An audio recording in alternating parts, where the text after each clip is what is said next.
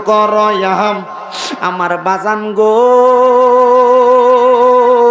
ও বুড্ডার বাবারা আশেপাশে এলাকার ভাই বাবারা তাহলে আমার আল্লাহ কয় বান্দা আমি আল্লাহর নেয়ামতের শুকরিয়া আদায় করো যদি তোমরা আমি আল্লাহর ইবাদত করো তো আমরা তো আল্লাহর ইবাদত করি আল্লাহ ছাড়া কারোর ইবাদত করি না কথা কন্না ঠিক কিনা আল্লাহ ছাড়া কারোর ইবাদত করা শিরিক আল্লাহ ছাড়া কারোর কাছে চাওয়া শিরিক আল্লাহ ছাড়া কারোর কাছে মস্তক অবনত করা শিরিক কিন্তু মুসলমান আমার নবীর কলিজার টুকরা সাহাবীরা আমার দয়াল নবী রাহমাতুল লিল আলামিন নবীরে ডাক দিয়া কয় ইয়া রাসূলুল্লাহ ইয়া হাবিবাল্লাহ নবী গো আপনার কাছে জানতে চাই দুনিয়ার জমিনে আপনি নবীর উম্মতেরা কেমনে আল্লাহ তাআলার প্রশংসা করবে আমার নবী কই উম্মত আল্লাহর বান্দা যখন আল্লাহ তাআলার কোরআন শরীফটারে তেলাওয়াত করবে আমার আল্লাহ তাআলা তখন বান্দার প্রতি খুশি হয়ে যাবে নবী গো কেমন খুশি হবে আমার নবী কয় ওই বান্দা কোরআন তেলাওয়াত করার কারণে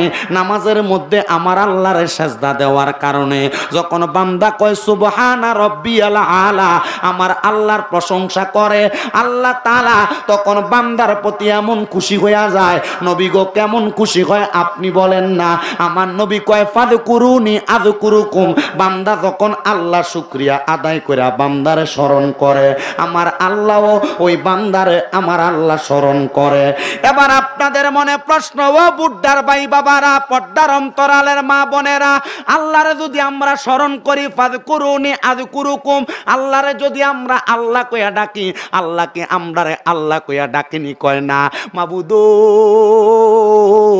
তুমি কেমনে ডাকো আমার আল্লাহ কয় বান্দা যখন তুমি বিপদের মধ্যে পইরা আমি আল্লাহরে আল্লাহ কইয়া ডাক দাও আমি আল্লাহ তোমারে বিপদ থেকে উদ্ধার কইরা আমি তখন তোমার ডাকের মধ্যে সাড়া দেই বান্দা অভাবের মধ্যে পইরা যখন আমি আল্লাহরে আল্লাহ বইলা ডাক দাও আমি আল্লাহ অভাব দূর কইরা তখন তুমি বান্দার ডাকে সাড়া দেই যখন বান্দা কঠিন রোগে আক্রান্ত হইয়া আমি আল্লাহরে আল্লাহ কইয়া ডাক দাও তখন আমি আল্লাহ তোমার কঠিন রোগ থেকে শেফা দান কইরা তুমি বান্দার ডাকে সাড়া দেই ও আল্লাহ আপনি তো সাড়া দেন কথা সত্য তাহলে আমরা বান্দা অনেকে আছে আল্লাহর কোরআন পড়তে পারে না ওখানে অনেক মানুষ আছেন দাড়ি পাইকা গেছে সন্তান মানুষ করতে যায় আল্লাহ তাআলার কোরআন শিখতে পারেন নাই মুসলমান রে আমার নবী কয় কাল হাসরের ময়দানে অনেক মানুষেরা আল্লাহ তাআলার কোরআন তেলাওয়াতের দোহাই দিয়া মুক্তি পাইয়া যাইব নবী গো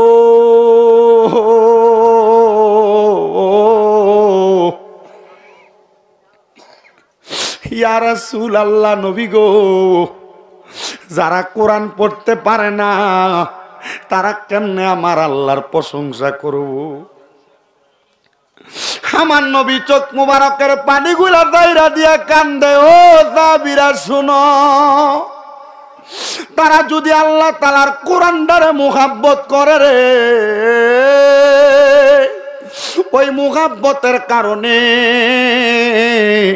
আমার আল্লাহ তাআলা বান্দার জীবনের গুনাহ মাফ করে দিবে যদি কোরআনের দিকে তাকিয়ে থাকে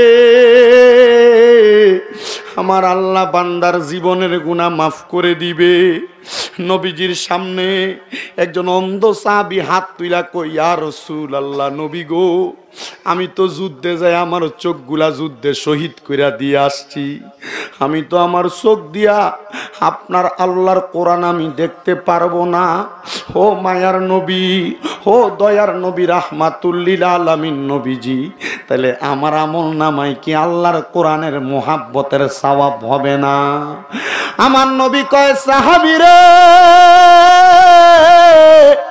কেউ যদি এই কোরআনটার মুহাব্বত কইরা তার বুকের মধ্যেও ধারণ করে তাইলে ওই ব্যক্তি আমল নামার মধ্যে কোরআন তেলাওয়াতের সওয়াব পাইব ও মুসলমান এখন আমরা যেই কিতাব বান্দাওয়ালা বইয়ের মতো কোরআন পড়ি নবীর যুগে তো এই কোরআনটা এমনি ছিল না পাথরের মধ্যে লেখা ছিল গাছের শিকড়ে লেখা ছিল গাছের ছালের মধ্যে লেখা ছিল উটের চামড়ার মধ্যে লেখা ছিল ও মায়ার নবী তাইলে আপনার অন্ধ সাহাবীটা কেমনে কোরআনরে মুহাব্বত করব আমার নবী ডাক দিয়া কয় এই অন্ধ সাহাবীটার বাড়ির সামনে একটা বড় গাছের মধ্যে আমি নবীজির উপর নাজিল হওয়া কোরআনের আয়াতগুলো লিপিবদ্ধ করে দিয়েছি।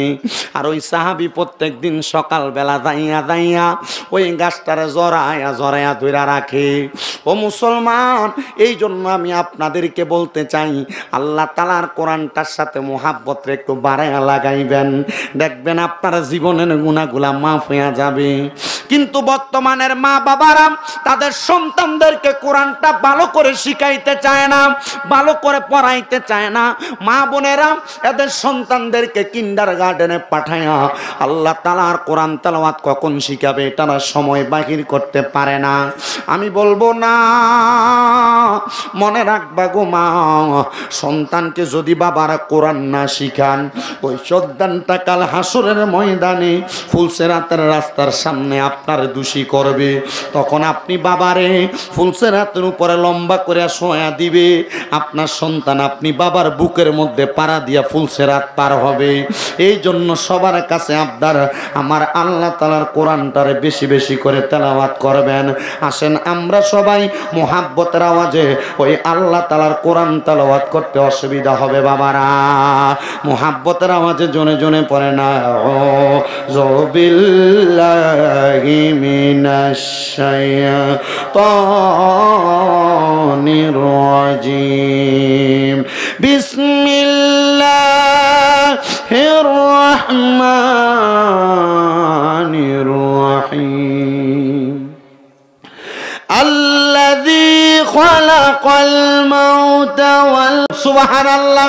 আল্লাহ কয় বান্দা আমি কোন ইমাম সাহেবরে ডাক দেই না, কারণ মসজিদের মিম্বরে বয়া বয়া অনেক ইমাম সাহেবরা আল্লাহর নবীর উপরে সালাতু সালাম পড়াটারে বেদাত ফতোয়া দেয়। কথা কন্না ঠিক কিনা? শামীমরা কারোর বিরুদ্ধে বলার জন্য বসে নাই, আমি শুধু আপনাদেরকে সহজ এবং সরল পথটা দেখাইয়া দিয়ে যাব। আপনাদের মন চাইলে মানবেন, না চাইলে না মানবেন। বাবারে আমার আল্লাহ কয়, এই জন্য আমি আল্লাহ বললাম ইয়া আইয়ুহাল্লাযিনা আমানু, ওহে যারা ইমানদার, সল্লু আলাইহি, তোমরা ওই নবীর প্রতি দুরূদ আদায় করো। আল্লাহ কয় শুধু দুরূদ আদায় কইরো না, ওয়াসাল্লিমু তাসলিমা, তোমরা সালাম দাও আদবের সাথে।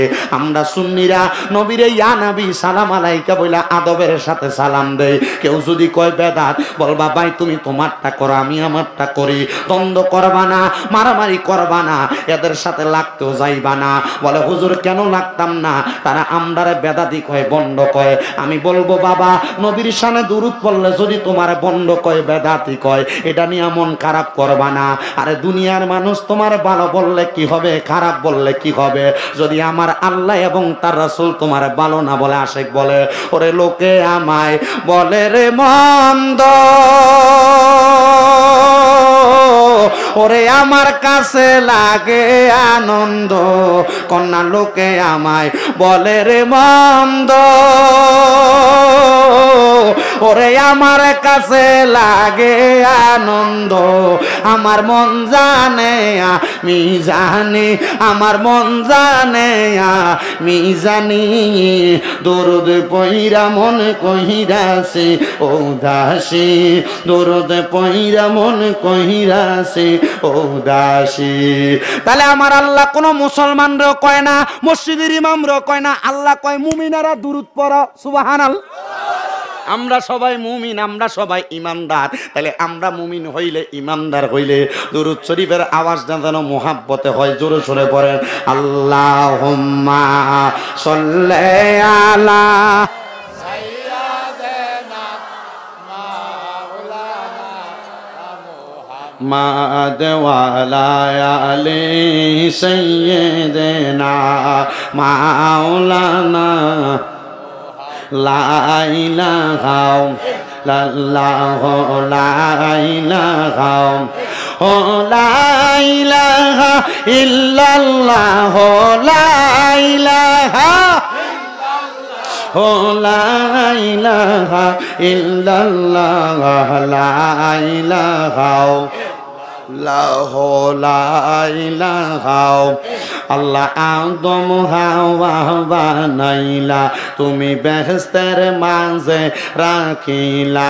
বলেন আদম হাওয়া বানাইলা, আল্লাহ বেহেশতের মাঝে রাখিলা। হেকমতে গম দম খাওয়াইয়া, হেকমতে গম ওয়াইয়া দুনিয়াতে পাঠাইলা। লা ইলাহা ইল্লাল্লাহু লা ইলাহা। মনে নামাজ রোজা চাই রহনা, কেহ মা বাবার খেদমত চাই রহনা। আমার নবীজির দুরূদ হইল না, বলেন নবীর দুরূদ হইল না, নবীও তোমায় ভুলবে না। লা ইলাহা ইল্লাল্লাহু লা ইলাহা ইল্লাল্লাহু লা ইলাহা। হায়রে অনেক দূরে মদিনা, আমরা কেমনে যাব জানি না। বোড্ডার মানুষ মদিনা যাইতে চাই কি চাই না? এ মোহাব্বতে কন্যা বাবা যাইতে চাই কি চাই না? আমি আসার সাথে সাথে একজন কয়, হুজুর আপনার মাথায় লম্বা চুলগুলা ছিল, সুন্দরী তো লাগতো, চুলগুলা কোথায়?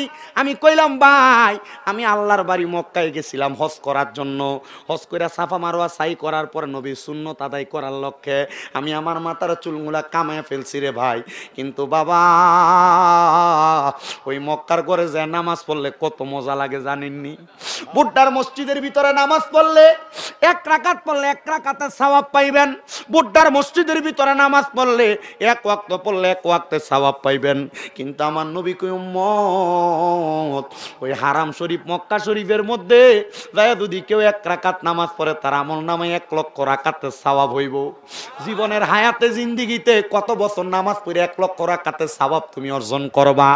ও বন্ধুরে, ওই মদিনা যাইতে তোমার মন চায় না, তোমার টাকার অভাব নাই, তোমার জায়গা জমির অভাব নাই, 2-3 লাখ টাকা এক হইলে তুমি বন্ধে দিয়ে এক কোনা দিয়ে জায়গা কিনা রাখা দাও।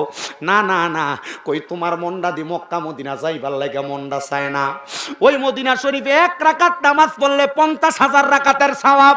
আমি আমার নবীজির রওজা মুবারকের মধ্যে যখন নামাজ আদায় করছি, আমি আমার নবীজির রওজার দিকে ফিরা ফিরা কইছি, ইয়া রাসূলুল্লাহ, নবী গো, ও দয়ার নবী, ও মায়ার নবী, রাহমাতুল লিল আলামিন নবীজি, নবী গো, আমার জীবনে সব চাইতে বড় একটা শখ ছিল, আপনি নবী রওজা মুবারকের সামনে আই আপনি নবীর সামনে দাঁড়ায় দাঁড়ায় সালাম দিমু।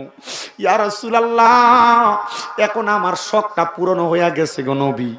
এখন আপনার রওজা মুবারকটা দেখে আমার মনের ভিতরে একটা আশা জন্মাইছে, আমি যদি মইরা যাই, আমার মরণের আগে আপনি নবীর রওজা মুবারকের সামনে আসি আজকে দোয়া করতেছে, আপনি নবীরে যেন আমি আমার স্বপ্নে একবার দেখি।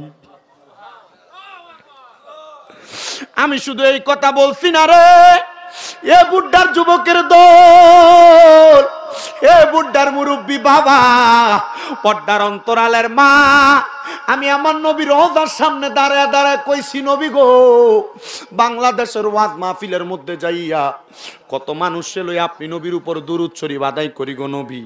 নবী গো, কত মানুষ টাকার জন্য মক্কায় আসতে পারে না, মদিনায় আসতে পারে না। ইয়া রাসূলুল্লাহ, ওই পাগলদেরকে একবার আপনি নবীর মক্কা মদিনা না দেখে মরণের ডাক দিয়েন না। আমি একই দোয়াটা আল্লাহর কাবা ঘরে গিলাফটার ভিতরে দৌড়া দৌড়া কইছি, একই কথা আল্লাহর কাবা ঘরের দরজাটার ভিতরে দৌড়া দৌড়া বলছি, যেই দরজার মধ্যে দৌড়া দোয়া করলে দোয়া কবুল হয়ে যায়।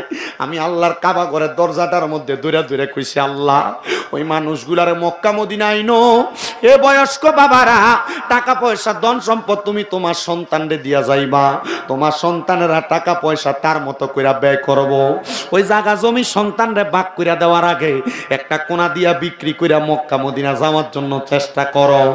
আমার বুড্ডার আম্মু, ও পর্দার অন্তরালের আমার মা, আপনাদের কাছে আমার আবদার গো মা, আপনার স্বামী বিদেশ থাইকা 1 বড়ি 2 বড়ি কইরা স্বর্ণ কিনা পাঠায়, এই স্বর্ণগুলো আপনি মরার পরে আপনার ঘরে পইরা থাকবো। আমি বলবো গো মা, যেই নবীর পাগল, যেই নবীর দিওয়ানা হইয়া আপনারা এখনো বইয়া রইছেন, ওই স্বর্ণ গয়নার পাগল না হইয়া বর্তমান বাজারে স্বর্ণের অনেক দাম, আপনি 1টা বড়ি স্বর্ণ বিক্রি করে মক্কা মদিনা যাওয়ার জন্য চেষ্টা করেন। ও মুসলমান, আপনাদের সবার কাছে বলতে চাই, আমরা মরণের আগে একবার ওই মক্কা মদিনা যাইতে চাই কি চাই না? কারা কারা যাইতে চায় ডান হাত তুলে আমার আল্লাহরে দেখায় জোরে জোরে।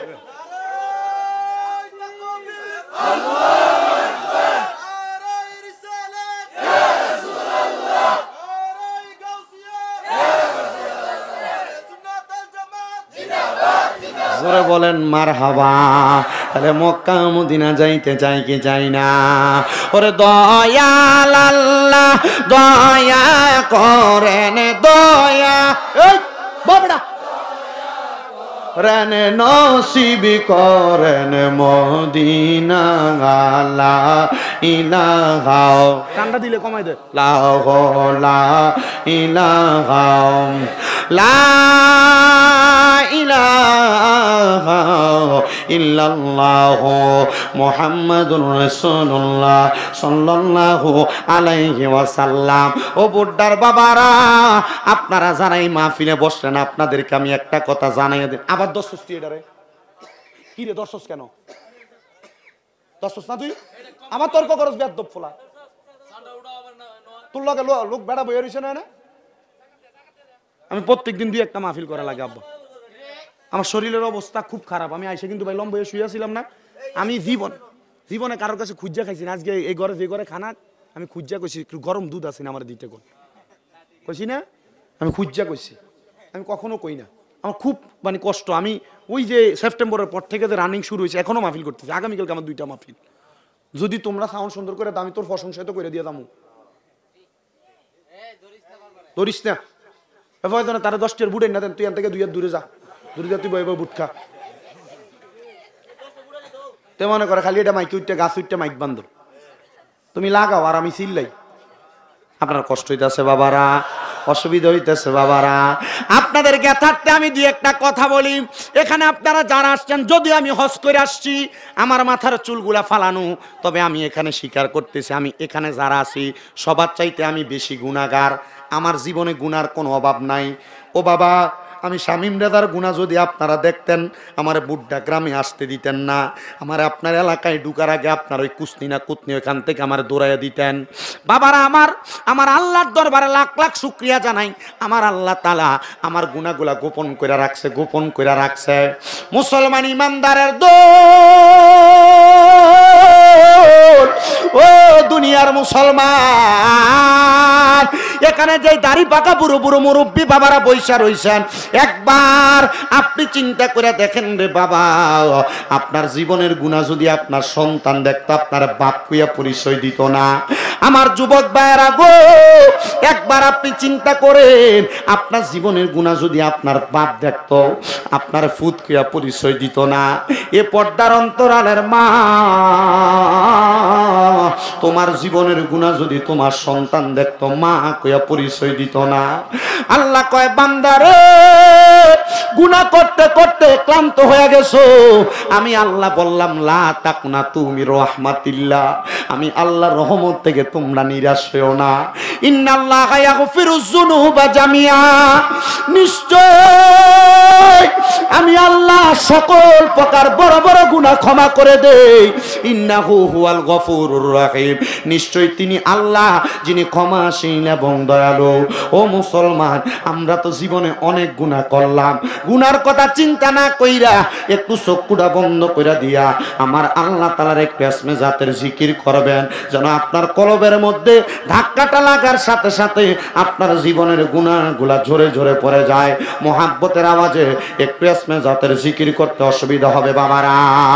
কলবের মধ্যে ধাক্কা দিয়ে একটু আল্লাহ তাআলার জিকির করেন। আল্লাহ আল্লাহ আল্লাহ আল্লাহ আল্লাহ আল্লাহ আল্লাহ আল্লাহ আল্লাহ আল্লাহ আল্লাহ আল্লাহ আল্লাহ আল্লাহ আমার অন্তর কাঁপে ডরে গো আমি মইরা গেলে মাটি দিও আমার মুর্শিদের দরবারে মারহাবা আল্লাহ আল্লাহ আমার অন্তর কাঁপে ডরে গো আমি মইরা গেলে মাটি দিও আমার মুর্শিদের দরবারে মারহাবা আল্লাহ আল্লাহ নাইশা দনব জনগ দয়াল নাইশা দনব জন কি দন আছে কি দন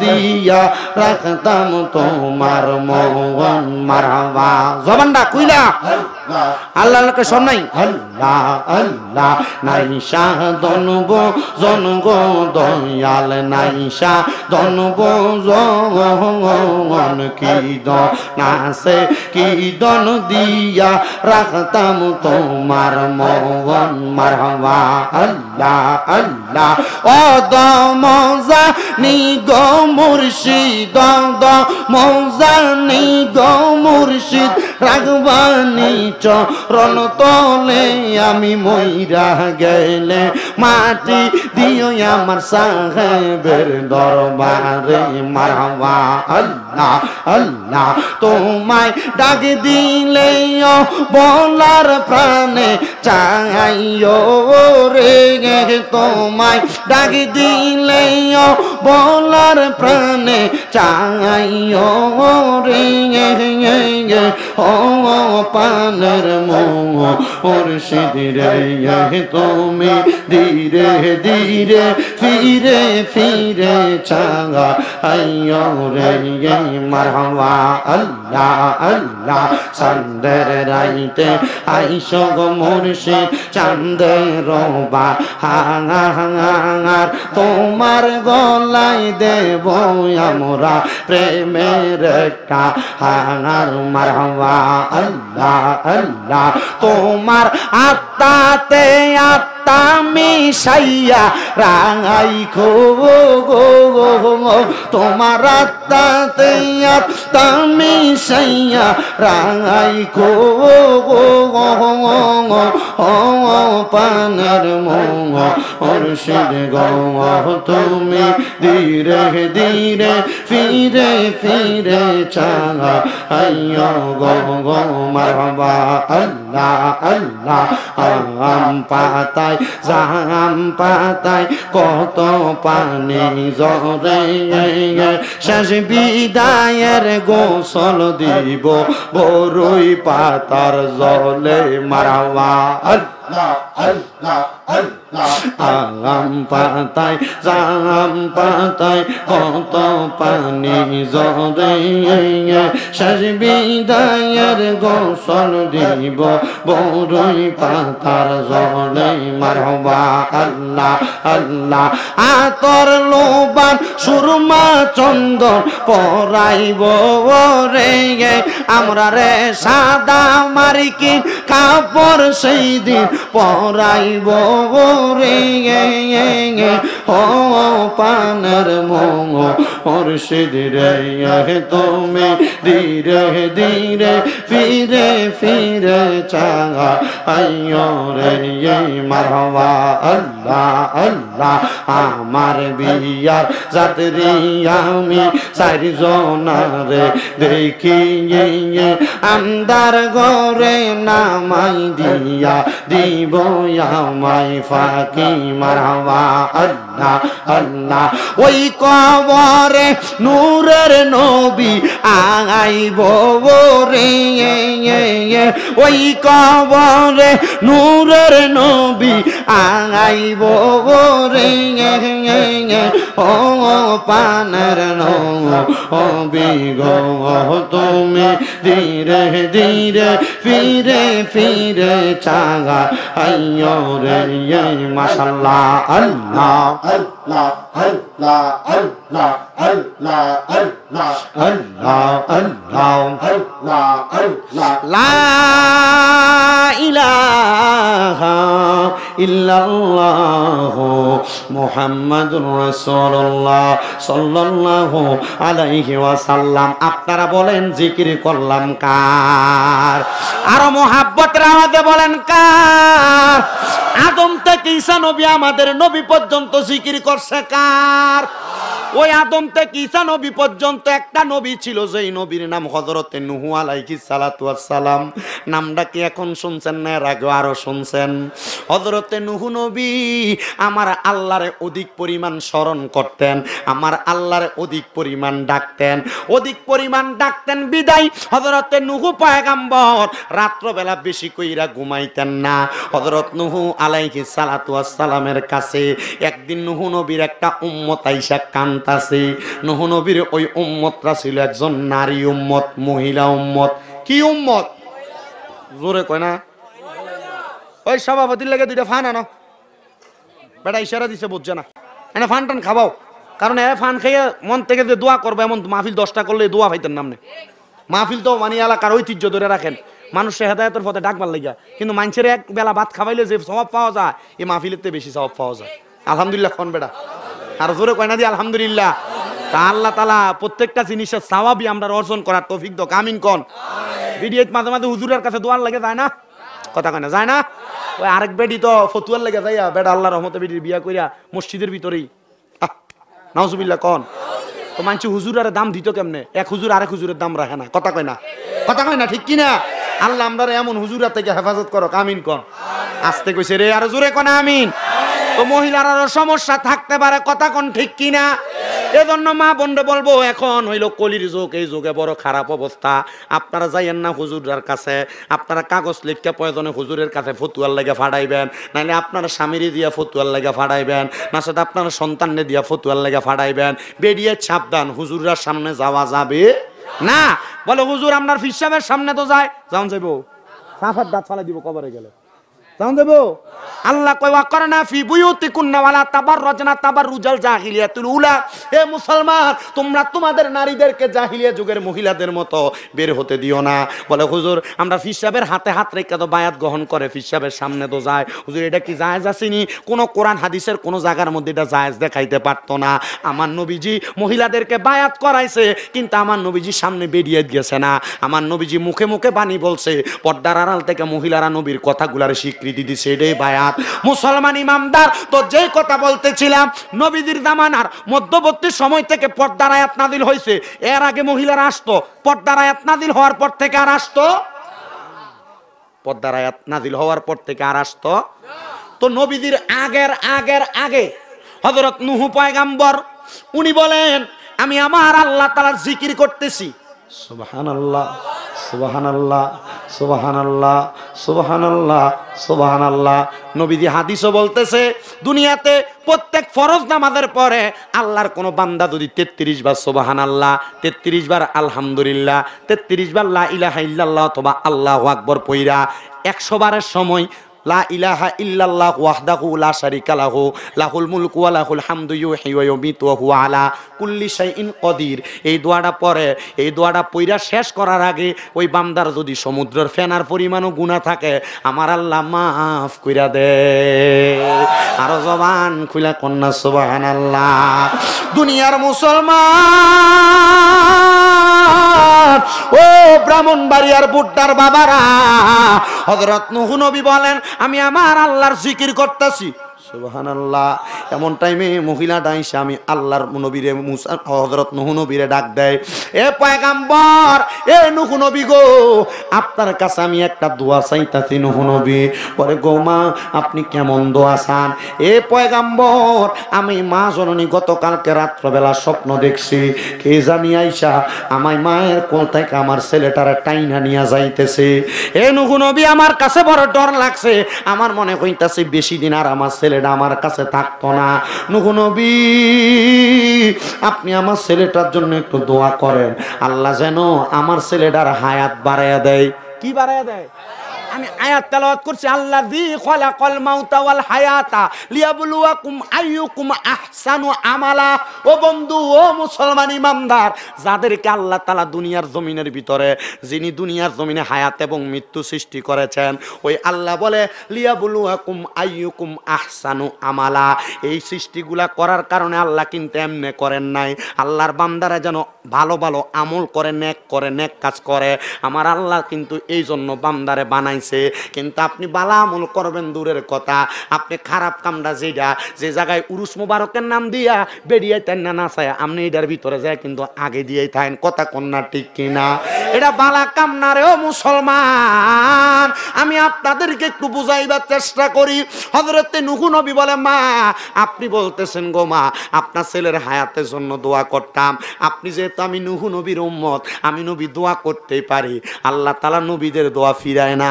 নূহ নবী আমার আল্লাহর কাছে হাতটা বাড়ায় কয়, আল্লাহ এই মহিলা যেহেতু একটা স্বপ্ন দেখছে তার ছেলেটারে তার কোল থেকে কে যেন নিয়ে যাইতেছে, আল্লাহ তুমি মহিলাটার সন্তানটার হায়াতটা বাড়ায়া দাও।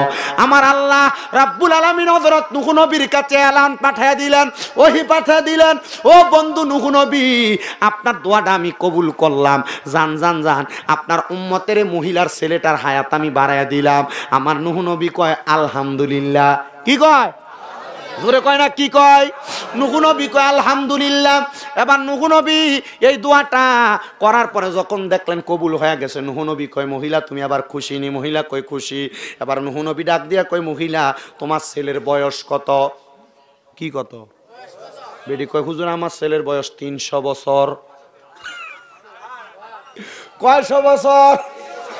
এই আখিরি নবীর উম্মতেরা হায়াত পাইছে কম, কিন্তু আমল পাইছে বেশি। কম করলে বেশি সওয়াব পায়। আখিরি নবীর উম্মতের দাম কম না বেশি? ও মুসলমান কন্যা, কম না বেশি? নূহ নবী মহিলার দিকে তাকিয়ে রইছে। এ মহিলা তোমার ছেলের বয়স কত? ডাক দিয়া কয়, হুজুর আমার ছেলের বয়স 300 বছর। মহিলা ডাক দিয়া কয়, হুজুর হঠাৎ করে আমার ছেলের বয়স জানতে চাইলেন? নূহ নবী কয়, 300 বছর হায়াত পাইছে, আর কত হায়াত পাইতো? তুমি যে বললা হায়াতটা বাড়ায় দিতাম, দোয়া করতাম, আল্লাহ তো দোয়া কবুল করছে। নূহ নবী ডাক দিয়া কয়, মহিলা মা জানুনি গো, তোমার সন্তান তো 300 বছরের বেশি হায়াত পাইব, কিন্তু আখিরি জামানায় এমন একটা নবী আগমন করব, ওই নবী এবং নবীর উম্মতের দুনিয়ার হায়াত কম থাকব। কত থাকব? বলে এই দুনিয়ার জমিনের ভিতরে এবারই যাইতে যাইতে 50, 60, 70 বছর থাকব। নূহ নবীর ওই মহিলা ডাক দিয়া কয়, আল্লাহ ও নূহ পয়গাম্বর, আপনার কাছে আমি জানতে চাই, তাইলে তো মনে হয় তারা যেহেতু এত কম সময়ে বাঁচবো, তারা মনে হয় বাড়ি ঘর বানাইতো না, তারা মনে হয় দুনিয়াতে কোনো বিল্ডিং বানাইতো না, থাকার জন্য এত টাকা পয়সা ইনকাম করতো না। নূহ নবী কয়, না না, কেন তুমি এই কথাটা বললা? বলে তারা যেহেতু হায়াত কম পাইবো, তারা তো আমল করে কুল পাইতো না। আমার নূহ পয়গাম্বর কয়, না রে না, আখিরি নবীর উম্মত হইব এই মানুষগুলা এমন উম্মত, এই মানুষগুলার ব্যাপারে আমার নবী ঘোষণা করব, আখলিস দীনাকা ইয়াকফিকাল আমালুল কলিল, অল্প আমল ওই নাজাতের জন্য যথেষ্ট হইব। ওই উম্মতেরা যদি ইমানদারে ঠিক রাখে, ও মহিলা তাহলে জানুনি ওই মহিলারা শুইনা নও গো, শুইনা নও। নূহ নবীর উম্মত ওই মহিলা ডাক দিয়া কয়, তাইলে ওই নবীর উম্মতেরা কম হায়াত পাইব, আমার আল্লাহ তাআলা আমরারে এত হায়াত দিল, তাহলে আমরারে এত আমল দিল না কেন? কম কেন আমল দিল? বলে যদিও কম আমল দেয়, তোমরা যদি এটার থেকে বিন্দু পরিমাণও ছাইরা দাও, তাহলে তোমরা কবরে গেলে বড় কষ্ট পাইবা, কবরে গেলে বড় আতঙ্কিত হইবা। ডাক দিয়া কয়, না, এত কষ্ট এবং এত আতঙ্ক আমি পাইতে চাই না। কয়, তাইলে নূহ নবীর উম্মত এত কষ্ট এবং আতঙ্ক যেহেতু তুমি পাইতে চাও না, তাইলে তোমার কাছে আমার আবদার হইল রে মহিলা, শুইনা রাখো, শুইনা রাখো, শুইনা রাখো, তাইলে তুমি ওই নবীর উপর একবার দুরূদ শরীফ আদায় করো। এ নূহ নবী, আমি না আপনার উম্মত, তাইলে ওই নবীর উপর কেন দুরূদ পড়তাম? বলে শুনো, আমি নূহ নবী নবী হইতে চাইছি না, আমি আমার আল্লাহর কাছে দোয়া করছি, আল্লাহ আমারে নূহ পয়গাম্বর বানাইও। দিও না, আমার ওই আখিরি নবীর উম্মত বানায়া দাও। আর জবান খুলে বলেন সুবহানাল্লাহ। নাই কোনো বন্ধুরে, নাই দরদি, নাই কঠিন দিনে আমার নূর নবী বিনে, কঠিন দিনে আমার নূর নবী বিনে। যেখানে অন্য অন্য নবীরা পর্যন্ত আমরা নবীর উম্মত হইতে চাইছে, ওই নবীর উম্মতেরা অল্প আমল করলে আল্লাহ এটা দিয়ে উম্মতের পার করে নিবে। এই জন্য আশেক বলে, ওরে রোজ হাসরের কঠিন দিনে রাব্বুল আলামিন ওহিদুল কাহার হইয়া সাজিবেন হাকিম। ওরে থাকিবে না দয়া মায়া স্নেহ মমতা, কেউ হবে না কারো জন্য জামিন ও দাতা। হায় হায় হাহাকারে পইরা যাবে ধনী, পিপাসায় ফাটিবে ছাতি মগজ গলে পানি। ওরে কাম দিয়া জমিবে যত আদম সন্তান, আদম নবীর কাছে যাইয়া চাইবে এহসান। ওরে আদম বলবে নাফসি নাফসি,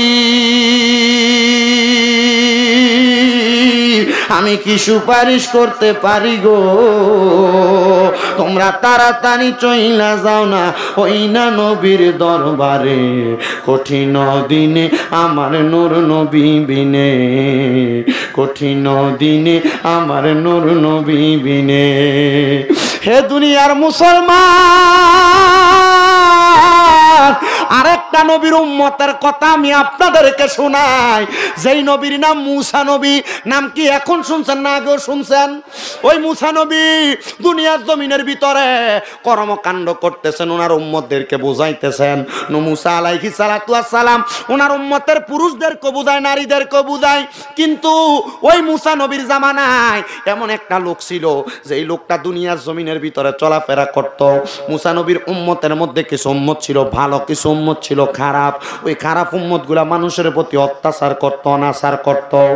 এমন টাইমে আল্লাহর পয়গাম্বর মুসা আলাইহিস সালাতু ওয়াস সালামের জামানায় যেই ব্যক্তি অত্যাচারের শিকার হয়েছে, সেই ব্যক্তি আমার আল্লাহর কাছে দোয়া করছে, আল্লাহ ও আল্লাহ,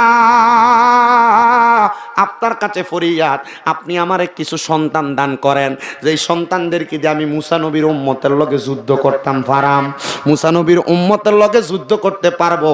আমার আল্লাহ তাআলা ব্যক্তি দোয়া কবুল করছে। আস্তে আস্তে আস্তে আস্তে 5 বছরের মাথার ওই ব্যক্তি 2 স্ত্রী ঘরে সন্তান জন্ম নিছে। 40 জন, কয়জন? জোরে কয় না, কয়জন? 40 সন্তান জন্ম নিছে। ওই ব্যক্তিকে আল্লাহ দোয়া যে তো কবুল করছো। মুসা আলাইহিস সালাতু ওয়াস সালামের জামানায় ওই ব্যক্তিটা আবার খাসাইসুল কুবরার ভিতরে প্রথম খণ্ডে ঘটনাটা উল্লেখ করা। এবার ওই ব্যক্তিটা সন্তানদেরকে ভালো করে মানুষ করতেছে, ভালো কইরা। এবার ওই ব্যক্তিটা আমার আল্লাহ তাআলার কাছে ডাক দিয়া কয়, আল্লাহ গো, আপনি যেহেতু আমার সন্তান দিয়েছেন, সন্তানদেরকে মরার আগ পর্যন্ত ভালো একটা নেক হায়াত দান করেন। এ 40টা ছেলে প্রাপ্তবয়স্ক হয়ে গেছে। প্রাপ্তবয়স্ক হওয়ার পরে ওই মুসা নবীর যেই উম্মতেরা মানুষের প্রতি অত্যাচার করত, ওই ব্যক্তিটা 40 জন সন্তান লইয়া মুসা নবীর যেই উম্মত অত্যাচার করত তারা কুবায় মেরে ফেলাইছে। কেমনে মারছে? কুবায় একবারে মেরে ফেলাইছে। তো মুসা নবীর উম্মতের ভালো ভালো উম্মতেরা মুসা নবীর কাছে বিচার লয়ে আইছে, হে নবী মুসা পয়গম্বর, আমরার ভাইদেরকে তো আপনার উম্মতের মাঝখানে একজন ব্যক্তির 40 সন্তান মিলা কুবায়া মাইরা ফালাইছে। চলেন না আমরা যাই তাড়াতাড়ি, তারা আমরা প্রতিহত করা লাগবে। মুসা নবী তো রাগান্বিত মানুষ ছিলেন, আজরাইল ডরাইতো। কে ডরাইতো? আজরাইল ডরাইতো। হযরত মুসা পয়গম্বর ডাক দিয়ে কয়, চলো, যেহেতু আমার উম্মতের মারছে, আমরাও যাইবো এবার যুদ্ধ করার জন্য। এমন টাইমে আমার আল্লাহ তাআলা মুসা নবীর প্রতি আমার আল্লাহ তাআলা ইলহাম জারি করে দিছে, মুসা রে, ওই ব্যক্তির সঙ্গে যুদ্ধ করতে যাইও না। বলে কেন কেন কেন? বলে ওই ব্যক্তির 40টা ছেলের মধ্যে একটা ছেলে আছে যার নাম হামাদ। কি নাম? কি নাম? যার নাম হামাদ। ও আল্লাহ, যুদ্ধের সাথে ওই ফুলার নামের সাথে সম্পর্ক কি? মুসা নবীর আমার আল্লাহর পক্ষ থেকে ডাক দিয়া কয়, মুসা, ওই হামাদ নামক ছেলেটা এমন একজন বংশের মানুষ, যেই ছেলেটা দুনিয়ার জমিনে বংশ বিস্তার করতে করতে আখিরি নবীটা এই হামাদ নামক ছেলের পরিবারের বংশের গর্ভের ভিতরে আগমন করব। হে মুসা নবী, আপনি না যুদ্ধ করতে চাইছেন, তাহলে আপনি কেন যুদ্ধে যান না? মুসা নবী বলে, এমন একজন নবীর দোহাই দিছে, যেই নবী দুনিয়াতে না আসলে আমার আল্লাহ স্বয়ং প্রকাশই হইতো না। আমি ওই নবীর বংশের সাথে যুদ্ধ করতে যাব, আমার আল্লাহ আমি মুসা নবীর পুরা বংশরে ধ্বংস করে দিবে, এই জন্য আমি মুসা নবী যুদ্ধ করতে যাইতাম না। মুসা নবী এই কথা বইলে ওনার জায়গার মধ্যে বসে আছেন। এমন টাইমে ওনার এক উম্মত আইসা ডাক দিয়া কয়, মুসা গো, আপনি যে যুদ্ধ করলেন না, আপনি কি আমার আল্লাহ তাআলার মরণে ডরান নাকি? মুসা নবী কয়, না রে, আমি কেন মরণরে ডরাইতাম? আমারে তো আমার আল্লাহ তাআলা পয়গম্বরের দায়িত্ব দিছে, তোমরা যারা উম্মত আছো তোমরা না মরণরে ডরাইবা। বলে কেন? বলে তোমরা কি ইদ্রিস নবীর দিকে তাকাও নাই? আল্লাহর পয়গম্বর হযরত ইদ্রিস আলাইহিস সালাতু ওয়াস সালাম বারবার আমার আল্লাহর কাছে কইছে, আল্লাহ মরণ কি জিনিস আমি ইদ্রিস নবীর একবার আপনি শোনায়া দেন না। আমার আল্লাহ কই, ও বন্ধু ইদ্রিস নবী গো, আপনি মরণের কি জিনিস এটারে জানতে চান, আপনি এই মরণের কষ্টটা সহ্য করতে চান? ইদ্রিস নবী কই, আল্লাহ তামুতু কাবলাল মাউত, আমি মরার আগে একবার মরতাম চাই। ও মুসলমান, আপনি মরার আগে একবার মরতে চাননি? আপনার ভিতরটা জানে, আমরা যারা বাঙালি জাতি আছি আমরা মরার আগে মরি, আমরা মরার আগে মরণটা হলো মুর্শিদ প্রেমে মরা, আল্লাহর ওলির হাতে হাত দিয়া বায়াত হওয়ার কথা কন্যা, ঠিক কিনা? এবার হযরত ইদ্রিস নবী যে আমার আল্লাহরে কয়, আল্লাহ ও আল্লাহ, আমি তো মরার আগে একবার মরতে চাই। আমার আল্লাহ কয়, বন্ধু ইদ্রিস নবী চিন্তা করবেন না, আমি আপনার দোয়াটা কবুল করে নিলাম। আপনি যেহেতু মরার আগে একবার মরতে চান, আপনার কাছে আমি আজরাইলে ফাটামো, আপনি ধৈর্য ধারণ করেন। এমন টাইমে হযরত জিবরাইল আমিন আমার আল্লাহর কাছে ডাক দিয়া কয়, আল্লাহ আপনি ইদ্রিস নবী দুনিয়ার জমিনের ভিতরে নবী দাবি করে, নবী হইয়া চলাফেরা করে, কিন্তু ওই ব্যক্তি তো নবী দাবি করে কথা সত্য, তার কাজকর্মগুলা তো নবীর মতো কর্ম না। বলে কেন? বলে আল্লাহ আপনি ইদ্রিস নবীরে খাওয়ান এই জন্য আপনার ইবাদত করে, আল্লাহ ইদ্রিস নবীরে পড়ান এই জন্য আপনার ইবাদত করে। ও আল্লাহ, আপনি ইদ্রিস নবীর খানা বন্ধ করে দেন, দেখবেন ইদ্রিস নবী আপনার ইবাদত করতো না। ইদ্রিস নবীর দুনিয়াতে চলাফেরার সুন্দর সুবিধা বন্ধ করে দেন, দেখবেন ইদ্রিস নবী আর দুনিয়ার জমিনের ভিতরে আপনার ইবাদত করতো না। আমার আল্লাহ কয়, জিবরাইল চ্যালেঞ্জ করলা? না রে না, আমার বন্ধু ইদ্রিস আমি আল্লাহর এমন ডরাই, আমি আল্লাহ তাআলা যদি খানা বন্ধ কইরা দেই, ইদ্রিস নবী যে আমি আল্লাহর পথ থেকে দূরে যাইতো না। জিবরাইল কয়, আল্লাহ একটু পরীক্ষা করেন না। হযরত ইদ্রিস আলাইহিস সালামের খাবার বন্ধ কইরা দিছে। কি বন্ধ করছে? ইদ্রিস নবী বলে, আমি যেইখান থেকে ইনকাম করতাম আমার ইনকামের রাস্তাটা বন্ধ হয়ে গেছে। এবার আমি নবী হইয়া দায়িত্ব নিলাম একজন রাখালিয়া ব্যক্তি, যার অনেকগুলা বকরি ছিল, তার বকরিগুলা লালন পালন করার। নবী, সকল নবীরাই কিন্তু এটা নবীদের সুন্নত, বকরি পালন করা, ছাগল পালন করা। সকল নবীরা কোনো না কোনো জায়গায় কোনো না কোনো সময় কি ফেলছে? কথা কয় না, কি ফেলছে? বরকি ফেলছে, ছাগল ফেলছে। কেন ফেলছে? এটা আমার নবীর সুন্নত আদায় হইব। মারহাবা কন্যা। ইদ্রিস নবী যাই এক বকরির মালিকরে কয়, আমারে যদি তুমি একটা চাকরি দাও, তোমার বকরিগুলো আমি লালন পালন করতাম। ইদ্রিস আলাইহিস সালাম বকরিগুলা লালন পালন করে। বকরিগুলা লালন পালন করার সময় ইদ্রিস নবী কয়, যে তো আমার কোনো বেতন নাই, খানাও নাই, আমি চিন্তা করলাম আমি এখন থেকে রোজা রাখাম। ইদ্রিস নবী কয়, একদিন দুই দিন করে আমি রোজা রাখা শুরু করলাম। এমন টাইমে বড় একটা গাট্টি বাইন্দা একটা মুসাফির আমি ইদ্রিস নবীর সামনে দাঁড়ায়া গেছে, আর দাঁড়ায়া কইয়া, আসসালামু আলাইকুম ইয়া ইদ্রিস আলাইহিস সালাতু ওয়াস সালাম। ও ইদ্রিস নবী, আপনার উপর খোদাই শান্তি বর্ষিত হোক। ইদ্রিস নবী গো, আপনি কি আমারে আপনার কাছে মুসাফির হিসেবে মেহমানদারি করবেন নি? আমার আল্লাহ কয়, বন্ধু ইদ্রিস নবী, ও নবী গো, আপনার কাছে যেহেতু মেহমান আসছে, মনে রাখবেন গো, মেহমান কিন্তু আমি আল্লাহর পক্ষ থেকে আসে। তিনটা জিনিস আল্লাহর পক্ষ থেকে আসে, মেহমান আল্লাহর পক্ষ থেকে আসে, বৃষ্টি আল্লাহর পক্ষ থেকে আসে, কন্যা সন্তান আল্লাহর পক্ষ থেকে আসে। ইদ্রিস নবী কয়, মেহমান ঠিক আছে, আপনি আমার কাছে থাকবেন, তবে আমার কাছে বেশি কোনো খানা নাই। আমারে যেই ব্যক্তির ছাগল বকরি আমি চড়াই, ওই ব্যক্তি এই বকরি চড়ানোর কারণে আমারে দৈনিক একটা করে রুটি দেয়। আমি একটা রুটির অর্ধেক মাগরিবের সময় খাই, আর অর্ধেক রুটি আমি ফজরের আগের মুহূর্তে খাই। ওই ইদ্রিস নবী কেন? বলে আমি একটা খাই, আমি রোজা রাখি। আরেকটা খাই আমি আমার রোজা ভাঙ্গি। তবে আজকে থেকে আমার যে রুটি আছে রুটির অর্ধেক আপনি খাইবেন আর অর্ধেক আমি খামো। সন্ধ্যা হয়ে গেছে, ইদ্রিস নবী অর্ধেক রুটি খাইয়া আর অর্ধেক রুটি দান করছে মুসাফির রে। ওই মুসাফির আর কেউ না, মুসাফির কইল আমার আল্লাহর ফেরেশতা জিবরাইল আলাইহিস সালাতু ওয়াস সালাম। জবানটা খুইলা জোরে জোরে কইতেন না সুবহানাল্লাহ। জিবরাইলে পরীক্ষা করতে ইদ্রিস নবীরে নিয়ে আমার আল্লাহর পথ থেকে একটু সরান যায়। আমি জানতে চাই বুড্ডার বাবারা, যদি ব্যক্তিটা হক্কানি ব্যক্তি হয়, আল্লাহওয়ালা ব্যক্তি হয়, দুনিয়ার কোনো কিছুর লোভ আমার আল্লাহর পথ থেকে তারে সরাইতে পারে? অর্ধেক রুটি খাইয়া ব্যক্তি কই ইদ্রিস নবী মুসাফির হয়ে মেহমান আইলাম, পেটের ক্ষুধা নিয়ে থাকতাম। ইদ্রিস নবী কই কিছে? বলে আপনি তো রুটি অর্ধেক খাইছেন, আমার তো অর্ধেক রুটি খেয়ে পেট ভরে নাই। আপনি যে বকরিগুলা ফালেন এখান থেকে একটা বকরি জব করে দেন। কি করে দেন? ইদ্রিস নবী কয় নাউজুবিল্লাহ, আমি একজনের আমানত রাখছি, এই ওয়াজ থেকে কিন্তু আমানতদারি তো বুঝ জানেন। আমারে কইছে কবর কষ্ট, আপনার অসুবিধা হইতেছে? অস্তে আস্তে যদি কথা দেয় সমস্যা হইতো না তো? যেমন আমি ওয়াজ এমনি করি, আমার ওয়াজ এই আমি গত পরশুদিন মইন্দে গেলাম না, এই মইন্দে এমনি ওয়াজ করে গেছি আলহামদুলিল্লাহ। বাদের শাহ যেমন ওয়াজ করছে আপনার থেকে বেশি মানুষ আছিল আলহামদুলিল্লাহ। কইলান আরো জোরে কইলান আলহামদুলিল্লাহ। ইদ্রিস নবী কয় নাউজুবিল্লাহ, কি কয়?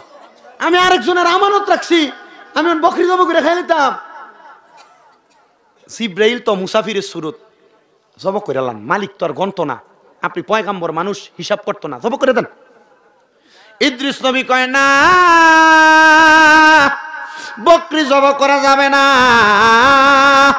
বলে কেন?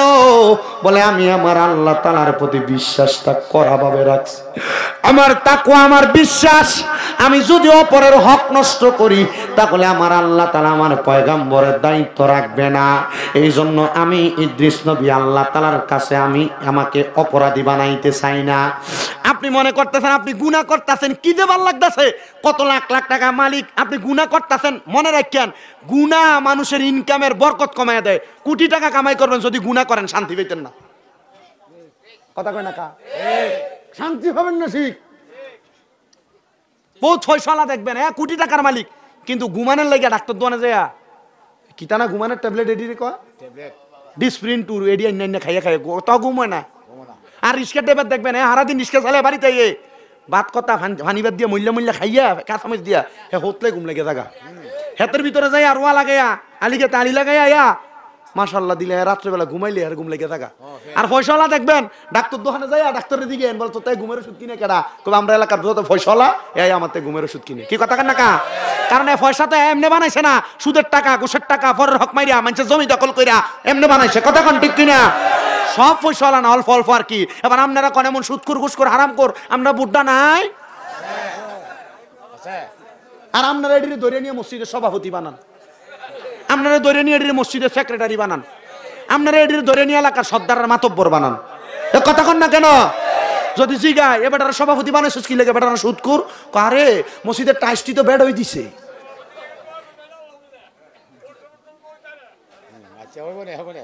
কিতা কইছে? আসুন নামনে গরুর গোস্ত বলে 50 কেজি দিছে বিরিয়ানির ভিতরে। ও বিরিয়ানিতে কি আশা না আসতেছে? আপনার কষ্ট দিতেছে? তেমন সুদখোর আছে না? যদি দিঙ্গা ঘুষ করে বানাইলে কি লেগে সেক্রেটারি তো মসজিদ সাত ডালাইয়ের সব সিমেন্ট দিত না বেটা, এর লেগে সেক্রেটারি। কথা কয় না কেরা? এই কথা কোন ঠিক কিনা? আরে আরে বেজ্জুত্তাডির এমন নির্লজ্জরি বেহায়া এটি কেমনে হারাম খাইয়া আবার এলাকাত মাতাব্বরি করতে যা। দোহানের ভিতরে বইয়া দেখবেন লম্বা লম্বা কথাই সুদ করে কয়। কথা কয় না? চিন্তা করতেছে ওয়াজ দি লাগিয়ে দিতেছে গা, লাগতেছে ওয়াজ কারোর গা।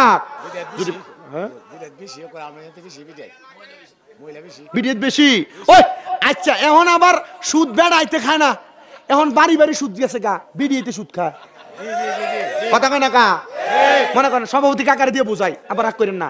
যদি কয় কাকা ইয়া এই কটা টিহা হইব নি আপনার কাছে, এবার কিন্তু কোনো কাম কাজ করে না, তো না আমার কাছে নাই, তো শাশির কাছে যায় কইতে পারস তার বই নে তার কাছে কটা টিহা দিছে সাইল্লা দিবার লাগিয়া। কথা কয় না কেন? আমার বে আসেনি? আছে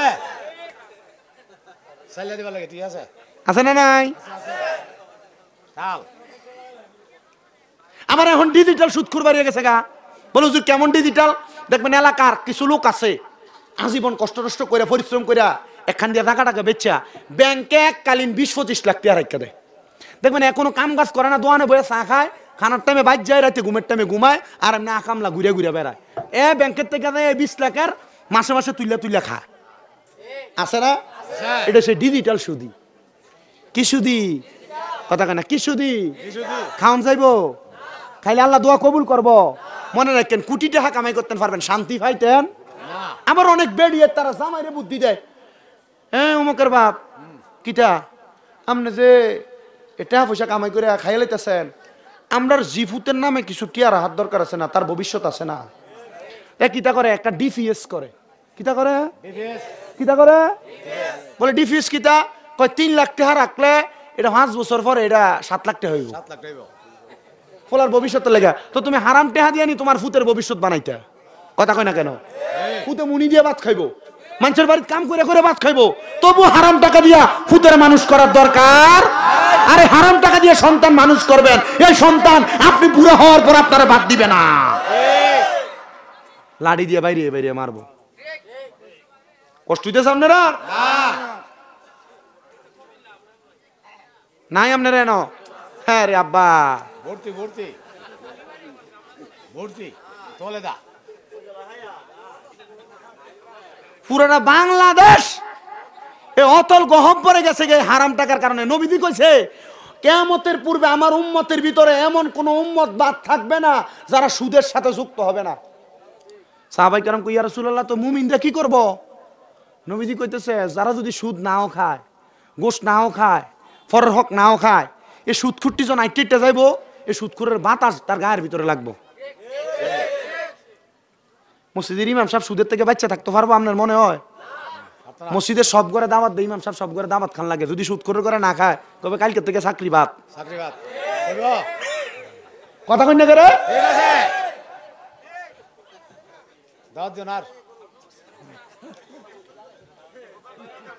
এই কথা কই না, কথা ঠিক আছে? দরকার নাই কোন সুদখোর ঘুষখোর ইমাম সাহেবের আল্লাহর দোয়ায় দাবি দিও না, দাওয়াত দিও না। বলে হুজুর কেন?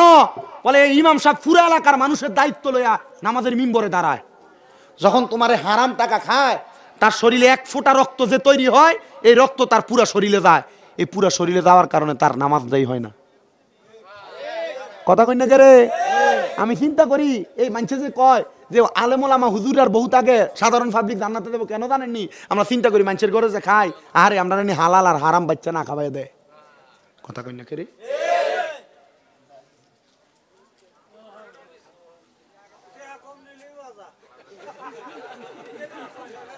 কয়টা মাদ্রাসা কুমিল্লা? 6টা। কয়টা কই না? কয়টা?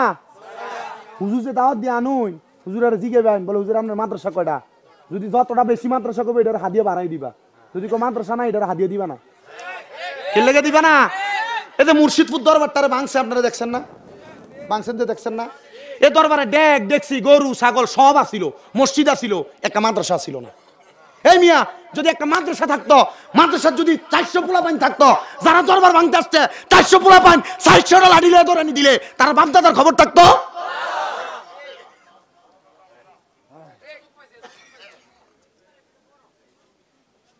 মনে রাখবা আহলে সুন্নাত ওয়াল জামাতের মাদ্রাসার বড় প্রয়োজন। এটা কি লেগে দিছ? তো 200 টাকা দিতে হইব। ওই কথা ফল কিনা খাবাইলাম ইনশাল্লাহ। যা আমি তো শরীয়তের ওয়াজ করতাম লাগছি, ফাগলা মোসরাটা দিয়ে উঠে গেছে গা। ফাগলা চিন্তা করছে রে শরীয়তের ওয়াজ চলে রে। বইও আমার কাছে শরীয়ত মারফত সব আছে, কিন্তু যদি শরীয়ত লঙ্ঘন করে মারফতের ভিতরে ডুব দিতে যায় কামুইব। এক জগতে জায়গা আল্লাহ নবী কইছে, এই ফাগলারে দেখে একটা হাদিস শরীফ মনে হইছে, কইতাম আপনারা রে ইবনে মাজাহ শরীফ 303 নম্বর পৃষ্ঠার আল্লাহ নবীর হাদিস। আল্লাহ নবী কয় আলা উখবিরুকা মুলুকিল জান্নাহ। সাহাবায়ে কেরাম আমি নবী কি তোমাদেরকে জান্নাতের বাদশা সম্পর্কে খবর দিব না? সাহাবায়ে কেরাম কয় কলু বালা ইয়া রাসূলুল্লাহ, হ্যাঁ খবর দেন। নবী কয় ক্বালা রাজুলুন দাইফুন মুস্তাদআফুন যু তিমরাইনি লা ইউবাহু লাহু লাউ আকসামা আলাল্লাহি লা বাররা। এমন ব্যক্তি যারা দেখতে দুর্বল দেখবা, শরীরের কাপড় এলোমেলো, চুলটি দেখতে ভাল লাগে না, তার দেখতে তোমার পছন্দ হয় না, লাউ আকসামা আল্লাহি লা বাররা, এ ব্যক্তি দোয়া করলে আল্লাহ ডাইরেক্ট তার দোয়া কবুল করে আল্লাহ। আর এ ব্যক্তি হবো জান্নাতের বাদশা। আমরা হুজুরের কথা কইছে না, কিন্তু জান্নাতের বাদশা। এজন্য রাস্তায় কোনো পাগল দেখলে এরা কিন্তু ফানি মেরেন না। কোনো পাগল যদি ঘরে বিকেল লেগে যায় এরা দৌড়ে দিয়েন না। কখনো যদি কিছু চায় এরা মাইরেন না, দৌড়ে দিয়েন না। সাবধান, এ পাগলের কাছে আল্লাহ স্বয়ং নিচে বিরাজমান। মারা যাইব নাম কিটা? হ্যাঁ কিটা লয়ে দমুন মারে? মানে ফল বেচতে লাগলে লয়ে দমুন মারে। আরে নিচে তোমার কপাল দন নিত না,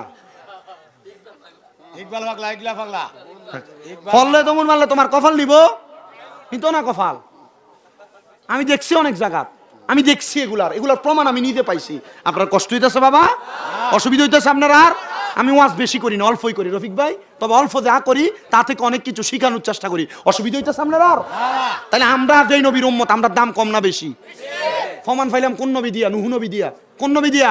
নুহু নবী দিয়া। আমাদের নবী যেই নবী, এই নবীর দাম অন্য সব নবীর থেকে কম না বেশি? ফমান ফাইলাম কোন নবী দিয়া? মুসা নবী দিয়া। কোন নবী দিয়া? মুসা নবী দিয়া। মারতে গেছিল, পারছে না, কারণ ওই নবীর উম্মত দুনিয়াতে আইব, ওই নবী আগমন করব বহুত বছর আগের আওলাদের মারতে মানা করে দিছে আল্লাহ। তাহলে ওই নবীর উম্মতের লোক মারামারি, ঝগড়া, ফাসাদ, দ্বন্দ্ব করা যাইব? কেউ যদি আপনার একটা গালি দিছে, মুসকি একটা দেখবেন তরবারি দিয়ে একটা মানুষের গাই দিলে যে কষ্টটা হইব, এই গালিটা দেওয়ার পরে তারা কিছু না কইয়া হাসিটা দিয়ে চললে এই লাভটা হইব। আল্লাহ নবীদের কাছে দৌড়াইয়া এক সাহাবি আইছে, তো ফ্যাশন দিয়ে এক ইহুদি দৌড়ে আইছে। কে আইছে? ইহুদি দৌড়ে আইছে। নবীজির সামনে ইহুদি তারা সাহাবিরে গালি দিতেছে। তার সামনে গালি দেয়? কি আপনার কথা কয় না? নবীজির সামনে ইহুদি সাহাবিরে গালি দেয়। এ থাক, এনে শোনা যা চলবো। নবীজির সামনে সাহাবিরে গালি দেয় কে? ইহুদি। আমার নবী মুস্কি মুস্কি হাসতাছে। সাহাবি কয় নবীজি হাসতাছে, কাহিনী কি? যে কোন একটা কারণ আছে। ইহুদি আবার নবীজির সামনে গালি দিছে। সাহাবি তাকায় দেখে আমার নবী মুস্কি মুস্কি হাসে। ইহুদি আবার গালি দিছে। গালি দেওয়া সাহাবি দেখতেছে নবী আবার হাসে। এবার এই সাহাবি গালির উত্তর দিয়ে দিছে। মানে মনে করেন অমুক করে গালি দিছে, সাহাবি আবার উল্টে একটা গালি উত্তর দিয়ে দিছে। আমার নবীজি তার দিকে তাকায় আবার মুখটা বেজার করে ফেলাইছে। কি করে ফেলাইছে? সাহাবি কয় ইয়া রাসূলুল্লাহ, ইয়া হাবিবাল্লাহ, নবী গো, আমার একবার গালি দিল, আপনি মুস্কি মুস্কি হাসলেন। দুইবার গালি দিল, মুস্কি মুস্কি হাসলেন। ইয়া রাসূলুল্লাহ, তিনবার গালি দিল, আমি রাগটা সহ্য করতে পারি নাই, তার জবাব দিছি।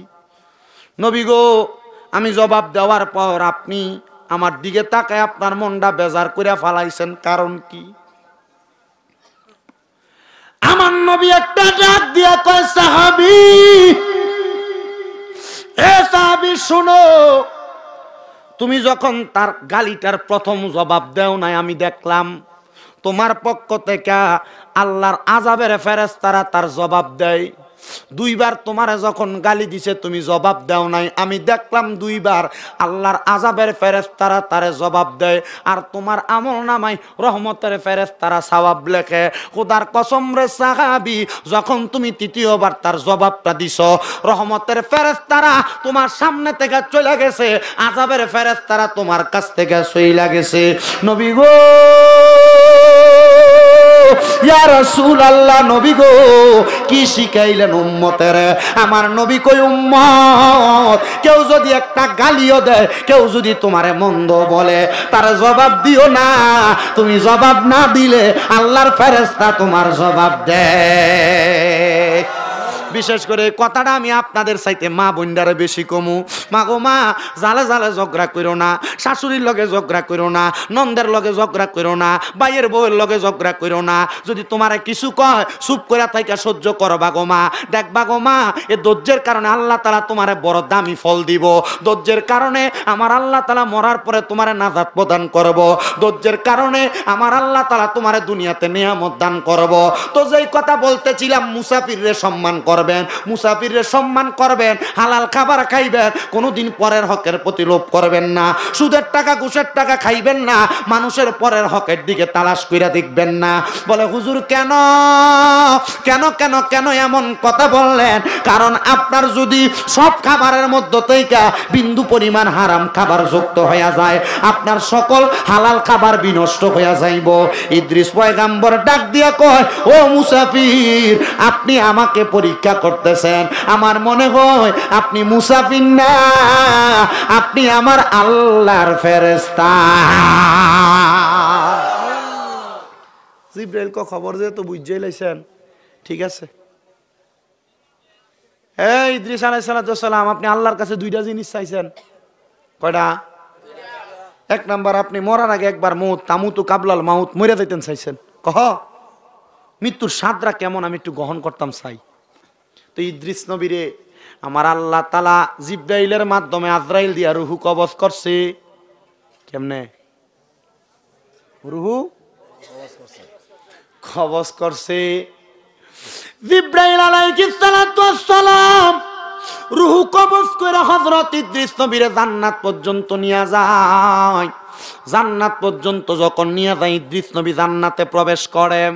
হযরত ইদ্রিস পয়গম্বর জান্নাতের মধ্যে প্রবেশ করার সাথে সাথে হযরত ইদ্রিস আলাইহিস সালাম জান্নাতের মধ্য থেকে অল্প একটু থাইকা বের হয়ে চলে আসছে। জিবরাইল বলে, ইদ্রিস পয়গম্বর, আমার 600 নূরের পাখা নিয়া জান্নাত ঘুরে আমি শেষ করতে পারি না, তুমি কি জান্নাত ঘুরে শেষ করে ফেলেছ? ইদ্রিস পয়গম্বর কয়, না, আমি তো বলেছিলাম জান্নাতের মধ্যে যাব, আমি জান্নাত দেখে আসছি। আমার আল্লাহ পাক রব্বুল আলামিন আমার কাছ থেকে ওয়াদা নিছে, আমি যেন একবার জান্নাতে গেলে আমি জান্নাত থেকে বের হয়ে আসি। জিবরাইল রে, আমি তো একবার জান্নাতে গিয়েছি, আমি বের হয়ে আসলাম। জিবরাইল কয়, ইদ্রিস নবী আবার চলেন, আবার আপনাকে দুনিয়াতে রেখে আসব। ইদ্রিস নবী ডাক দিয়া কয়, এ জিবরাইল, আমারে তো নিয়ে যাইবা, তবে আমি জান্নাতে যাওয়ার পর আমার জুতাগুলো জান্নাতে রেখে আসছি। জিবরাইল কয়, তাড়াতাড়ি প্রবেশ করেন, জান্নাত থেকে জুতা নিয়ে আসেন। হযরত ইদ্রিস পয়গম্বর জান্নাতের মধ্যে প্রবেশ কইরা জান্নাত থেকে আর বাইর হয় না, জান্নাত থেকে আর বাইর হয় না, জান্নাত থেকে আর বাইর হয় না। এবার জিবরাইল কয়, এই ইদ্রিস পয়গম্বর, আপনি কেন জান্নাত থেকে বের হন না? ইদ্রিস পয়গম্বর কয়, আমি আমার আল্লাহর ওয়াদা দিয়েছিলাম, একবার যদি জান্নাতে যাই জান্নাত থেকে বের হব। জিবরাইল তুমি বলো, আমি যে একবার জান্নাতে গেছি জান্নাত থেকে বের হয়েছে কিনা? বলে হইছে। তো আমি তো বলি নাই দ্বিতীয়বার ঢুকলে দ্বিতীয়বার বের হয়ে যাব। আমি দ্বিতীয়বারও জান্নাতে প্রবেশ করলাম, আমি আর জান্নাত থেকে বের হব না। ইদ্রিস আলাইহিস সালাম জান্নাতের মধ্যে বসবাস করে। হযরত ইদ্রিস নবীর উম্মতেরা ইদ্রিস নবীরে বারবার তালাশ করে। আপনাদের দুয়ার বরকতে ইদ্রিস আলাইহিস সালামের দেহটা যে জায়গায় দাফন করা হয়েছে, আমি শামীম রেজা সশরীরে যাই ইদ্রিস নবীর মাজার জিয়ারত করে আসছি। ও মুসলমান, ও নবীর উম্মতের দল, আশিক রাসূল ভাই বাবারা, ইদ্রিস নবীর উম্মতেরা ইদ্রিস নবীরে না পায় হঠাৎ হত বিলম্ব হইয়া ইদ্রিস নবীর জন্য বিছানার মধ্যে নামাজের মুসল্লায় কান্নাকাটি করতেছে। এই ইদ্রিস পয়গম্বরের উম্মতেরা, তোমরা কেন বারবার কান্নাকাটি করো? উম্মতেরা ডাক দিয়া কই, শুনো, আমরা কান্নাকাটি করার কারণ হইল আমরা আমাদের নবীরে হারিয়ে ফেলাইছি, আমরা আমাদের নবীরে খুঁজা পাই না। আমরার নবী কোথায় রে? আমরা ওই নবীরে দেখতে চাই। ইদ্রিস নবীর উম্মতের ভিতরে একটা মহিলা উম্মত, যার নাম হলো হযরতে হান্নানা নামক ওই মহিলাটা ইদ্রিস পয়গম্বর রে রাত্রবেলা কান্না করতে করতে যখন ঘরে ঘুমায়া গেছে, ঘুমের ঘরে স্বপ্নের মধ্যে দেখতেছে ইদ্রিস নবী জান্নাতের মধ্যে ঘোরাফেরা করতেছে, আর আল্লাহর রহমতের অসংখ্য হুর গিলমানরা ইদ্রিস নবীর সঙ্গে হাঁটা চলা করতেছে। জোরে কোন সুবহানাল্লাহ। বিড়ি কই, এটা তো আমরা ইদ্রিস নবী হই। বলে হ্যাঁ। মহিলা কয়, আমি ইদ্রিস নবীর দিকে এলাম। নবী আপনি কোথায়? বলে আমি জান্নাতে। মারহাবা। আরো জোরে কন্যা মারহাবা। ইদ্রিস আলাইহিস সালাতু ওয়াস সালাম ওই জান্নাতের মধ্য থেকে ওই মহিলাটার ডাক দিয়া কই, এ মহিলা, আমি ইদ্রিস পয়গম্বর জান্নাতের মধ্যে। ওই মহিলা ডাক দিয়ে কই, নবী, আপনি যে জান্নাতের মধ্যে প্রবেশ করেছেন, আপনি না বলেছেন আপনি মরার আগে একবার মইরা মরণের স্বাদ কেমন, মরণের কষ্ট কেমন আপনি আমরারে বইলা যাবেন। নবী গো, আপনার যে আজরাইল আপনার দেহ থেকে রূহ নিয়ে গেছে, কেমন কষ্ট হয়েছে। ইদ্রিস পয়গম্বর ডাক দিয়া কই, হে মহিলা, একটা জীবিত বকরির শরীর থেকে চামড়াটা টাইনা টাইনা জীবিত অবস্থায় ছিঁড়া ফেললে ওই বকরিটার যত কষ্ট হইব রে, আমি ইদ্রিস নবীর তত কষ্ট হইছে। নবী গো, কেন এত কষ্ট হইছে? আপনি না আল্লাহ তাআলার পয়গম্বর। কয়, আমি তো আমার জন্য মরণের সাতরা গ্রহণ করি নাই, আমি তো আমার উম্মতের কত কষ্ট হবে সেটার জন্য আমি মরণের সাতরা গ্রহণ করেছি। ইদ্রিস পয়গম্বর গো, আপনি তো জান্নাতের মধ্যে ঘোরাফেরা করেন, আমি মহিলার দুনিয়ার জমিনের মধ্যে মাও নাই বাবাও নাই, আপনি বলেন না আপনি জান্নাতের মধ্যে আমার মা বাবার খবর পাইছেননি? পয়গম্বর ডাক দিয়া কই, মহিলা, তুমি তোমার আম্মা আব্বার খবর জানতে চাও? মনে রাখবা, মনে রাখবা, আল্লাহ তাআলার পয়গম্বরদের ঘোষণা, ইন্নাল্লাযীনা কাফারু ইন্নাল্লাযীনা আমানু ওয়া আমিলুস সলিহাতি উলাইকা হুম খায়রুল বারিয়া। নিশ্চয় যাহারা ঈমান আনে এবং নেক আমল করে তারাই হইল দুনিয়ার জমিনের সবচাইতে উত্তম বান্দা, সবচাইতে ভালো বান্দা। এ মহিলা, তোমার মা বাবার চরিত্র কেমন ছিল, কেমন ভাবে তোমার মা বাবা জীবন কাটাইছে? মহিলা ডাক দিয়া কয়, পয়গম্বর, আমার মা বাবা এত ভালোভাবে জীবন কাটাইতে পারেন নাই, তবে আমার মা বড় সুন্দরভাবে জীবন কাটাইয়া কবরের ভিতরে গেছে।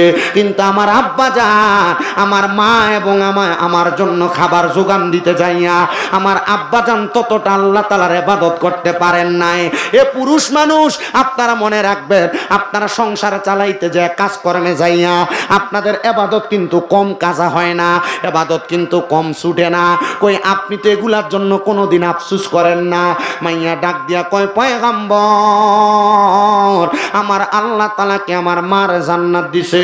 পয়গম্বর ডাক দিয়া কয়, শোনো, আমার আল্লাহ তাআলা তোমার মার জান্নাত প্রদান করেছে, কিন্তু তোমার আব্বা জানরে আমার আল্লাহ তাআলা জান্নাত প্রদান করেন নাই। মাইয়া কয়, পয়গম্বর, আপনি যদি আমারে আদেশ করেন আমি কেমন করে ইবাদত করলে আমার আল্লাহ তাআলা আমার আব্বা জানরে জান্নাতি বানাইবো? তার মানে বোঝা যায় সন্তানের ইবাদতের কারণে আম্মা আব্বা জান্নাতি হয়। কথা কোন ঠিক কিনা? মহাব্বতে কোন ঠিক কিনা? ও মুসলমানের দলেরা, আপনার মা, আপনার বাবা আপনারে লাখ লাখ টাকার সম্পদ দিয়া গেছে, জাগা জমি দিয়া গেছে, আপনি ওই জাগা জমিতে গান বাজনা করেন, ডিজে পার্টির কনসার্ট করেন, আপনি মনে করতেছেন আপনার মা বাবা আপনার দিয়া চইলা গেছে, মা বাপ কবরে ভালাই আছে। না রে না, আপনি যদি আপনার মা বাবার সম্পদের ভিতরে এমন অপকর্ম করেন তাহলে আপনার অপকর্মের কারণে আমার আল্লাহ তাআলা আপনার মা বাবার কবরে কঠিন শাস্তি প্রদান করবে। আর আপনি যদি দুনিয়াতে কোনো ভালো ভালো কাজ করেন, আপনার ভালো ভালো কাজগুলোর কারণে আমার আল্লাহ তাআলা আপনার মা বাবার কবরে বড় ভালো রাখবে। হায়রে সন্তানের দলেরা, এবার ইদ্রিস পয়গম্বরের উম্মতের মহিলাটারে ডাক দিয়া কয়, মহিলা, তুমি যদি তোমার আব্বা জানের জন্য কাজ করে করে দোয়া করো, আমার বিশ্বাস আমার আল্লাহ তাআলা তার দোয়াটা কবুল করে নিবে। কারণ আমার নবীজি রহমতের নবীও বলেছেন, আদ-দুআ উলায়া আত-তাকদির উলায়া রুদ্দ, মানুষের তাকদির কোনোদিন পরিবর্তন হয় না, ইল্লা বিদ-দুআ, দোয়ার কারণে মানুষের তাকদির পরিবর্তন হয়ে যায়। ও মুসলমান, এবার ইদ্রিস পয়গম্বর ওনার উম্মতের মহিলাটারে ডাক দিয়া কয়, তুমিও তোমার বাবার জন্য দোয়া করো, তোমার আব্বার তকদিরে জাহান্নাম ছিল, আল্লাহ হয়তো জাহান্নামে দিছে। এবার হযরত ইদ্রিস পয়গম্বর ওই কথাটা বলার সাথে সাথে মহিলাটা ইবাদত করা শুরু করলেন। মহিলা বলে, একটানা 7 দিন পর্যন্ত আমি আমার আল্লাহ তাআলার কাছে ইবাদত করা শুরু করলাম। ইবাদত করতে করতে করতে করতে আমি আমার আল্লাহ তাআলার কাছে কান্নাকাটি করলাম, রোনাজানি করলাম, আল্লাহ, আমার মারে মাফ করে দাও, আমার বাপরে মাফ করে দাও। এবার 7 দিনের মাথায় আমি আবার ইদ্রিস পয়গম্বরের স্বপ্নের মধ্যে দেখতে পাইলাম। ও পয়গম্বর, আপনি বলেন না আপনি কি আমার আল্লাহ আমার আব্বারে দেখছেন নি? ইদ্রিস পয়গম্বর কয়, না গো মহিলা, তোমার আব্বারে তো আমি দেখলাম না। ইদ্রিস পয়গম্বর কয়, আমি আবার মুরাকাবা করার চেষ্টা করলাম। জান্নাতের মধ্যে তাইকা আল্লাহ তাআলার 2 রাকাত নামাজ পড়া আমি আমার আল্লাহর কাছে জানতে চাইলাম, ও আল্লাহ আপনার কাছে জানতে চাই, আমি পয়গম্বর আপনার কাছে জানতে চাই, আমার উম্মতের একজন নারী জান্নাতের মধ্যে গেছে কিন্তু তার স্বামীকে জান্নাতে পাওয়া যাচ্ছে না। জাহান্নামের কত জায়গার মধ্যে আমি ইদ্রিস পয়গম্বর তালাশি করলাম কিন্তু পাইলাম না। আল্লাহ আমার ওই স্বামীটা, আমার ওই উম্মতরা কোথায়? আমার আল্লাহর পক্ষ থেকে ইদ্রিস পয়গম্বরকে নামাজের সেজদার মধ্যে দেখায়া দিতেছে, পয়গম্বর তাকে দেখো, তোমার উম্মতের ওই পুরুষ মানুষটা জান্নাত এবং জাহান্নামের 2 জায়গার মধ্যবর্তী জায়গার মধ্যে ঝুইলা আছে। ইদ্রিস পয়গম্বর ডাক দিয়ে কয়, আল্লাহ জান্নাতও দেন না জাহান্নামেও দেন না, জান্নাত এবং জাহান্নামের মধ্যবর্তী জায়গার মধ্যে আপনি তাদেরকে রাইখা দিলেন, কারণটাকে? আমার আল্লাহর পক্ষ থেকে আওয়াজ দেয়, এ পয়গম্বর, আপনার উম্মতের এই পুরুষটা দুনিয়ার জমিনের মধ্যে সংসার করতে যাইয়া আপনার উম্মতরা আমি আল্লাহকেই ভুলে গেছিল।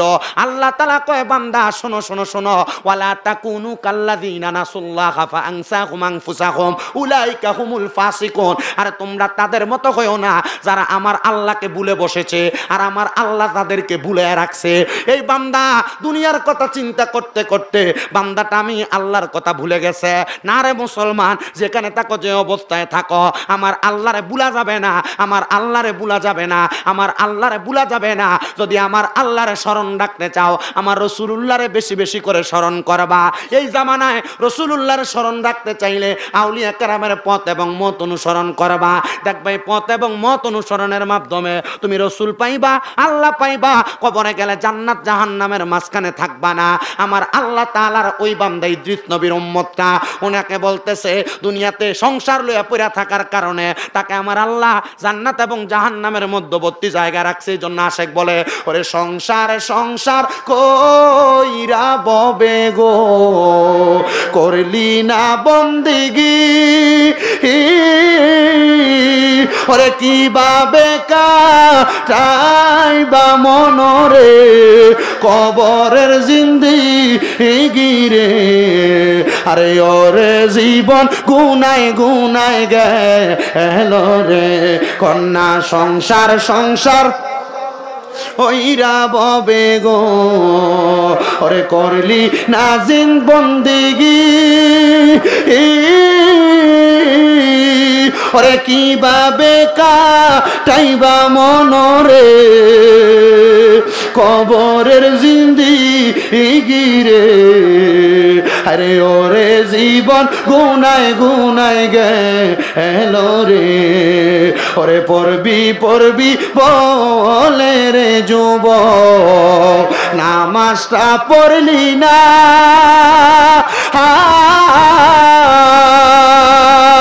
শেষ বিদায়ের কবর তোমার রে, মাটির বিছানা রে। আরে ওরে জীবন গুনায় গুনায় গেল রে, বলেন ওরে জীবন গুনায়, বলেন না সংসার সংসার কইরা ববে গো, আরে করলি না বন্দেগি, আরে কিভাবে কাটাইবা মনরে কবরের জিন্দেগি রে। আরে ওরে জীবন গুনায় গুনায় গেল রে, ওরে সংসারের মা আয় আয় পইরা রে, ডাকলি না মাওলা রে, হিসাবে কিন্তু দিতে হবে রে, ময়দান মাসো ওরে রে।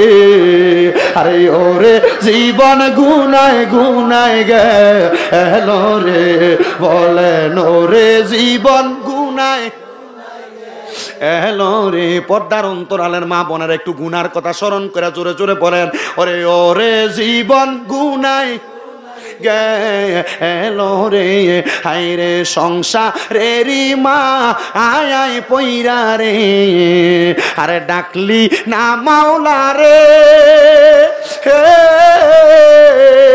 কন্যা আরে সংসারেরও মা আয় আয় পইরা রে, আরে ডাকলি না মাওলা রে,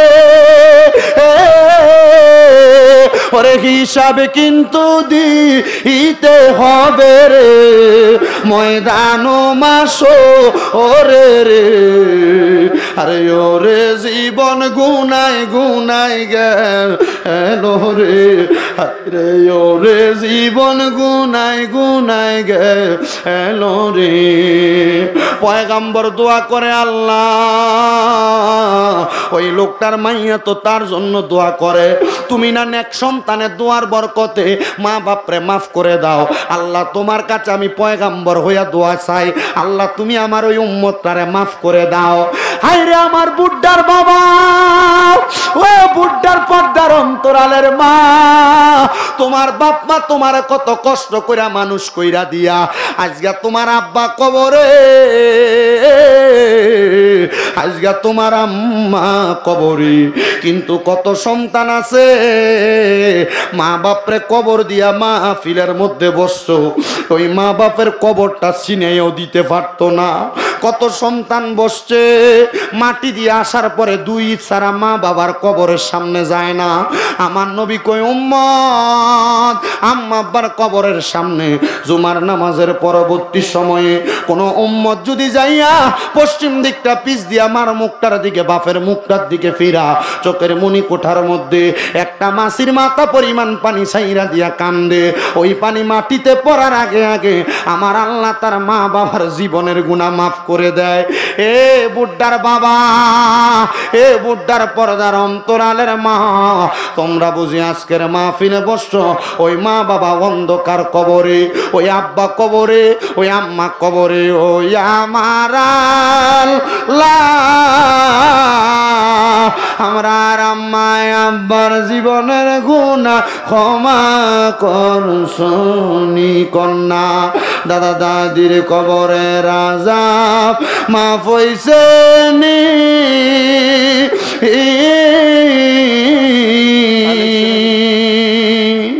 আমরা রে তোমার মায়া লাগেনি। যারার মা বাপ মইরা গেছে রে, তারা না তাদের মতো সময় কাটাইবো, কিন্তু অনেক সন্তান তো আছে দুনিয়াতে মা বাপ বাচ্চা আছে ভাত খাবায় না, অনেক সন্তান আছে মা বাপ বাচ্চা আছে ঘরে জায়গা দেয় না। তোমার বউ তোমারে কইছে তোমরা 2-3 ভাই মা বাপরে ভাত দিবা, তুমি একা কি লেগা খাওয়াইতা, ওই 2-3 ভাই কি খাওয়াইতে পারে না। এই কথা শুই না মা বাপরে জুদা কইরা দিছ, মা বাপরে আলাদা কইরা দিছ। মা সকালবেলা এক ভাইয়ের ঘরে ভাত খায়, দুপুর বেলা এক ভাইয়ের ঘরে ভাত খায়, রাত্রবেলা এক ভাইয়ের ঘরে ভাত খায়। কেন রে সন্তান, এই মা বাপরে আলাদা কইরা ওয়াজ মাহফিলে আসছো, তোমার মতো সোতার শামিম রাজা লাগবে না। বলে হুজুর কেন? আর ওই মা বাপরে ভাত না দিয়া মনে কষ্ট দিয়া শুধু পুরা ব্রাহ্মণবাড়িয়ার বড় হুজুরে দিয়া ওয়াজ করাও, আল্লাহর কসম এই ওয়াজ দিয়া কোনো লাভ হবে না। আরে আল্লাহর মক্কার কত দাম, নবীর মদিনার কত দাম, তোমার মা বাবা মক্কা মদিনার চাইতে বেশি সম্মানিত তোমার কাছে। এ সন্তানের দল, এ নবীর উম্মতের দলেরা, আমি আপনাদের সবার কাছে আবদার জানাইতে চাই, কেউ যদি ওই মা বাবার মনে কষ্ট দিয়া থাকেন, আম্মা আব্বার ভাত না দিয়া থাকে, পারলে দেন আপনার পাও আমার সামনে দেন, আমি আমার জিহ্বাটা দিয়ে আপনার পাওটা পরিষ্কার করে দিব। তবুও ওয়াদা করবেন এখান থেকে বাড়িতে যাইয়া মা বাবার পাটার মধ্যে দূরা দূরা মাপ চাইবেন আর বলবেন মা আল্লাহর হস্তে আমি সন্তানরে মাফ করে দেন, ও আব্বা আল্লাহর হস্তে আমি সন্তানরে মাফ করে দেন। যতক্ষণ পর্যন্ত আপনার মা আপনার বাবা আপনার মুখ খুলা বলছে মাফ করে দিছি, ততক্ষণ পর্যন্ত মা বাবার পাও আপনি ছাড়বেন না। কারণ ওই মা বাবা যদি মাফ না করে আমার আল্লাহ আপনারে মাফ করবে না। কিন্তু সন্তান চিন্তা করে হুজুর আমি মাফ চামু দূরের কথা, আমি 2 ঈদে মা বাবার 5 ইয়া সালামি করি না। আরে শুধু সালাম করা না, নবী শিখিয়ে দেয় উম্মতেরা মাঝে মাঝে সুযোগ পাইলে আম্মা আব্বার পায়ের মধ্যে চুমা দিবা, চুমা দিবা। নবী গো কেন কেন কেন? আমার নবী কয় উম্মত, আম্মা আব্বার কদমের মধ্যে চুমা দিলে আল্লাহর জান্নাতের চৌকাটে চুমা দেওয়ার সওয়াব পাওয়া যায়। ইয়া রাসূলুল্লাহ, ইয়া হাবিবাল্লাহ, নবী গো আপনি নবী বলেন না উম্মতে মুহাম্মদীর ভিতরে আমরা অনেক উম্মত চিন্তা করি যাদের বাড়িতে বাবা আছে তারা বাড়িতে যাইয়া বাবার পায়ে ধরে মাপ চাইবো, কিন্তু যার বাবা নাই ওই সন্তান তুমি কার পায়ে ধরে মাপ চাইবা? যার বাড়িতে মা আছে তারা বাড়িতে যাইয়া মার পায়ে ধরে মাপ চাইবো। সন্তান তোমার তো মা নাই, তুমি কার পায়ে ধরে মাপ চাইবা? চিন্তা করবা না রে বুড্ডার বাবা। মা বাপ যদি কবরে থাকে, আল্লাহর নবী কয় কোন সন্তানের মা মারা যাওয়ার পর, বাবা মারা যাওয়ার পর রব্বির হামহুমা কামা রব্বায়ানি সগীরা বইলা চোখের মণিকোঠার মধ্যে একটা মাছির মাথা পরিমাণ পানি ছাইরা দিয়া যদি কান্না করে, ওই পানিটা মাটিতে পড়ার আগে আমার আল্লাহ তাআলা তার মা বাবার জীবনের গুনাহ মাফ করে দিবে। কিন্তু আজকের মাহফিল কবুল হবে কি হবে না এটার গ্যারান্টি কেউ দিতে পারবে না। তবে আমি একটা কথা বইলা দিয়া যায়, আগামী কালকে যদি দেখো এই বুড্ডার চা দোকানে বইসা কোনো বয়স্ক মুরব্বী বাবা বলে হ্যাঁ শামীম দাদার ওয়াজ শুই না আমার ফুতে রাত্রবেলা আমি আব্বার পায়ে ধরে মাপ চাইছে, মনে করবা মাহফিল কবুল হয়ে গেছে। কোনো মহিলা একজন আরেকজনরে বলে হ্যাঁ শামীম দাদার ওয়াজ শুই না আমার ফুতে আমি মার পায়ে ধরে মাপ চাইছে, মনে করবা ওয়াজ কবুল হয়ে গেছে। বলে হুজুর কেন কেন? আমি তো কোনোদিন আমার মা বাবার সাথে অন্যায় করি নাই। আরে এ সন্তানের দলেরা অন্যায় করা লাগে না।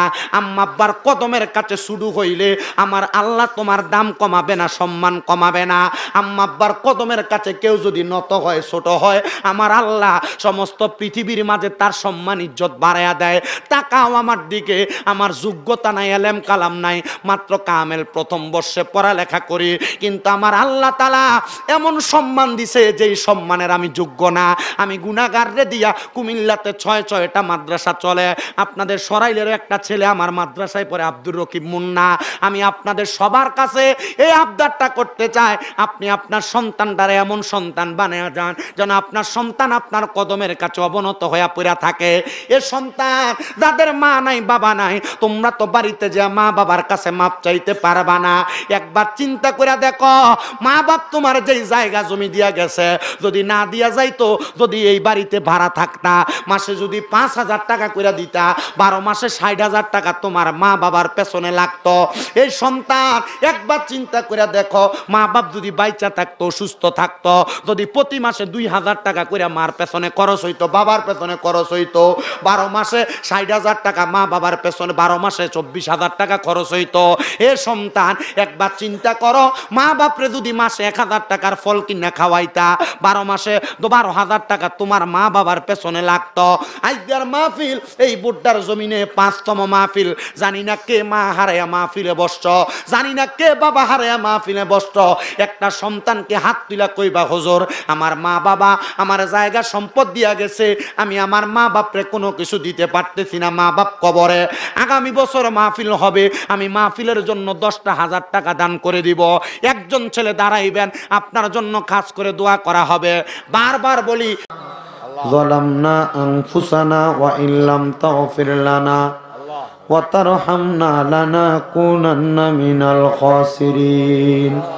ইয়া ইলাহি রহম ফরমা, মুস্তাফা কি ওয়াস্তে খুলে দে দরওয়াজায়ে রহমত গাদা কি ওয়াস্তে, रहमतुल लिल आलमीन खत्मे रसूल जाने जगह अहमद हामिद मोहम्मद मुस्तफ़ा की वास्ते मबूदो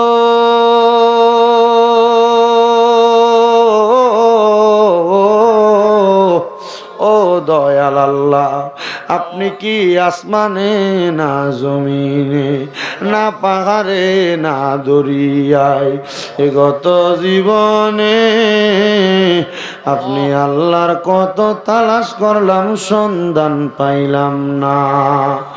আল্লাহ বহু সন্ধানের পরে এই বুড্ডা দক্ষিণ পাড়াম জামে মসজিদ কমিটির উদ্যোগে 5তম বাৎসরিক সুন্নি মহাসম্মেলন সাজায়া দক্ষিণ পাড়া মরহুম শেখ শামসুদ্দিন সাহেবের বালুর মাঠের মধ্যে আমার সঙ্গে এলাকার ওলামায়ে কেরাম, দাড়ি পাকা মুরব্বী বাবারা, যুবক নওজোয়ান ভাইয়েরা, ছোট্ট ছোট্ট মাসুম বাচ্চারা, পর্দার অন্তরালের আমার অনেক মা বোনেরা, আজকের মুনাজাতের মধ্যে অনেক প্রবাসীরা দেশ বিদেশ থেকে হাত বাড়াইছে। দয়াল রে, যার হাত তোমার কাছে মায়া লাগে, পছন্দ হয়, ওই হাতের উসিলায় আমরা প্রত্যেকের জীবনের গুনাহ মাফ করে দাও আল্লাহ।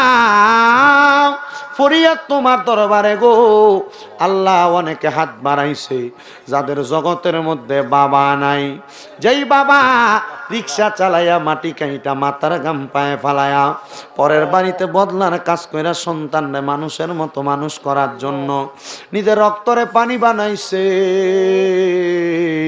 এমন আব্বা যাদের অন্ধকার কবরে, আব্বার কবর তুমি আল্লাহ জান্নাতের বাগান বানায়া দাও। মনিব আল্লাহ, অনেকে হাত বাড়াইছে যাদের জগতের মধ্যে মা নাই, যে মা 10 মাস 10 দিন গর্ভে ধারণ কইরা সন্তানের প্রসব বেদনা সহ্য করতে মার বড় কষ্ট হইছে আল্লাহ। এমন দরদি ববে কেউ হবে না আমরার মা গো। ও মনি, যাদের মা নাই আমার কবর জান্নাতের বাগিচা বানায়া দাও। যাদের মা বাবা বেঁচে আছে গো, হায়াতে তুমিও বা নসিব করে দাও। আম্মা আব্বার খেদমত করার মতো তৌফিক দান করো আল্লাহ। দাদার বংশ, দাদির বংশ, নানা নানির বংশ, আত্মীয় স্বজন যারা কবরে, প্রত্যেকের কবর নাজাতের ফয়সালা করো। যারা বেঁচে আছে হায়াতে তুমিও বা নসিব করে দাও ও আল্লাহ। ফরিয়াদ জানাই তোমার দরবারে, এই বছর মাহফিলে যারা টাকা দিয়া, পয়সা দিয়া, শ্রম দিয়া, বুদ্ধি দিয়া, পরামর্শ দিয়া, মাইক দিয়া, লাইট দিয়া, প্যান্ডেল দিয়া, মিডিয়ার ভাইয়েরা সহ সম্মানিত শ্রোতা মণ্ডলী, আমার পুরুষেরা, পর্দার আড়ালের মা বোনেরা, আল্লাহ প্রত্যেকের দোয়াগুলা তোমার কুদরতের দরবারে কবুল মঞ্জুর করে নাও রাব্বুল আলামিন। আল্লাহ ফরিয়াদ জানাই তোমার দরবারে, অনেক প্রবাসী ভাইয়েরা বিদেশ থেকে দোয়া চায়, আল্লাহ প্রত্যেক প্রবাসীদের দোয়া তুমি কবুল মঞ্জুর করে নাও। প্রবাসীদের কামাই রুজি হায়াতে বরকত দান করো, প্রবাসীদের মনের নেক নেক আশাগুলো পূরণ করো, প্রবাসীরা যে আশা করে দোয়া চাই প্রত্যেকের খাস দোয়া কবুল করে নাও আল্লাহ রাব্বুল আলামিন। ফরিয়াদ তোমার দরবারে আগামী বছরের জন্য 11,000, 10,000, 5,000, 2,000, 1,000, 500, 101 টাকা পর্যন্ত যারা দান করতেছে করবে আল্লাহ, প্রত্যেককে তুমি কবুল মঞ্জুর করে নাও আল্লাহ। অনেকের চাকরি নাই, চাকরির ব্যবস্থা করো, মেয়ে বিয়ে দিতে পারে না, ব্যবস্থা করো, বিপদ আপদ বালা মুসিবত থেকে হেফাজত দান করো। আমার ভাই মাওলানা রফিকুল ইসলাম আত্মাকিরির সহধর্মিনী অসুস্থ, আল্লাহ তুমি ওনার স্ত্রীর শেফা দান করে দাও রাব্বুল আলামিন। এই মাহফিল কমিটির যতগুলা যুবক ভাইয়েরা কষ্ট করেছে, মুরব্বী বাবারা কষ্ট করেছে, আল্লাহ তাদের প্রত্যেকের পরিশ্রম তুমি কবুল মঞ্জুর করে নাও। যার নাম রেখেছ তুমি মুহাম্মদে রাসূল, সেই নামে রুসিলায় দোয়া করো হে কবুল আল্লাহ, করো হে কবুল, সেই নামে রুসিলায় দোয়া করো হে কবুল আল্লাহ, করো হে কবুল আল্লাহ। আমি মূর্খ মানুষ, জানি না কি দোয়া করেছি, কি বয়ান করেছি। আমার বয়ান থেকে কোনো কিছু যদি শিক্ষা নেওয়ার থাকে আল্লাহ সবাইকে শিক্ষা নিয়ে তাদের জীবনে বাস্তবায়ন করার তৌফিক দান করো।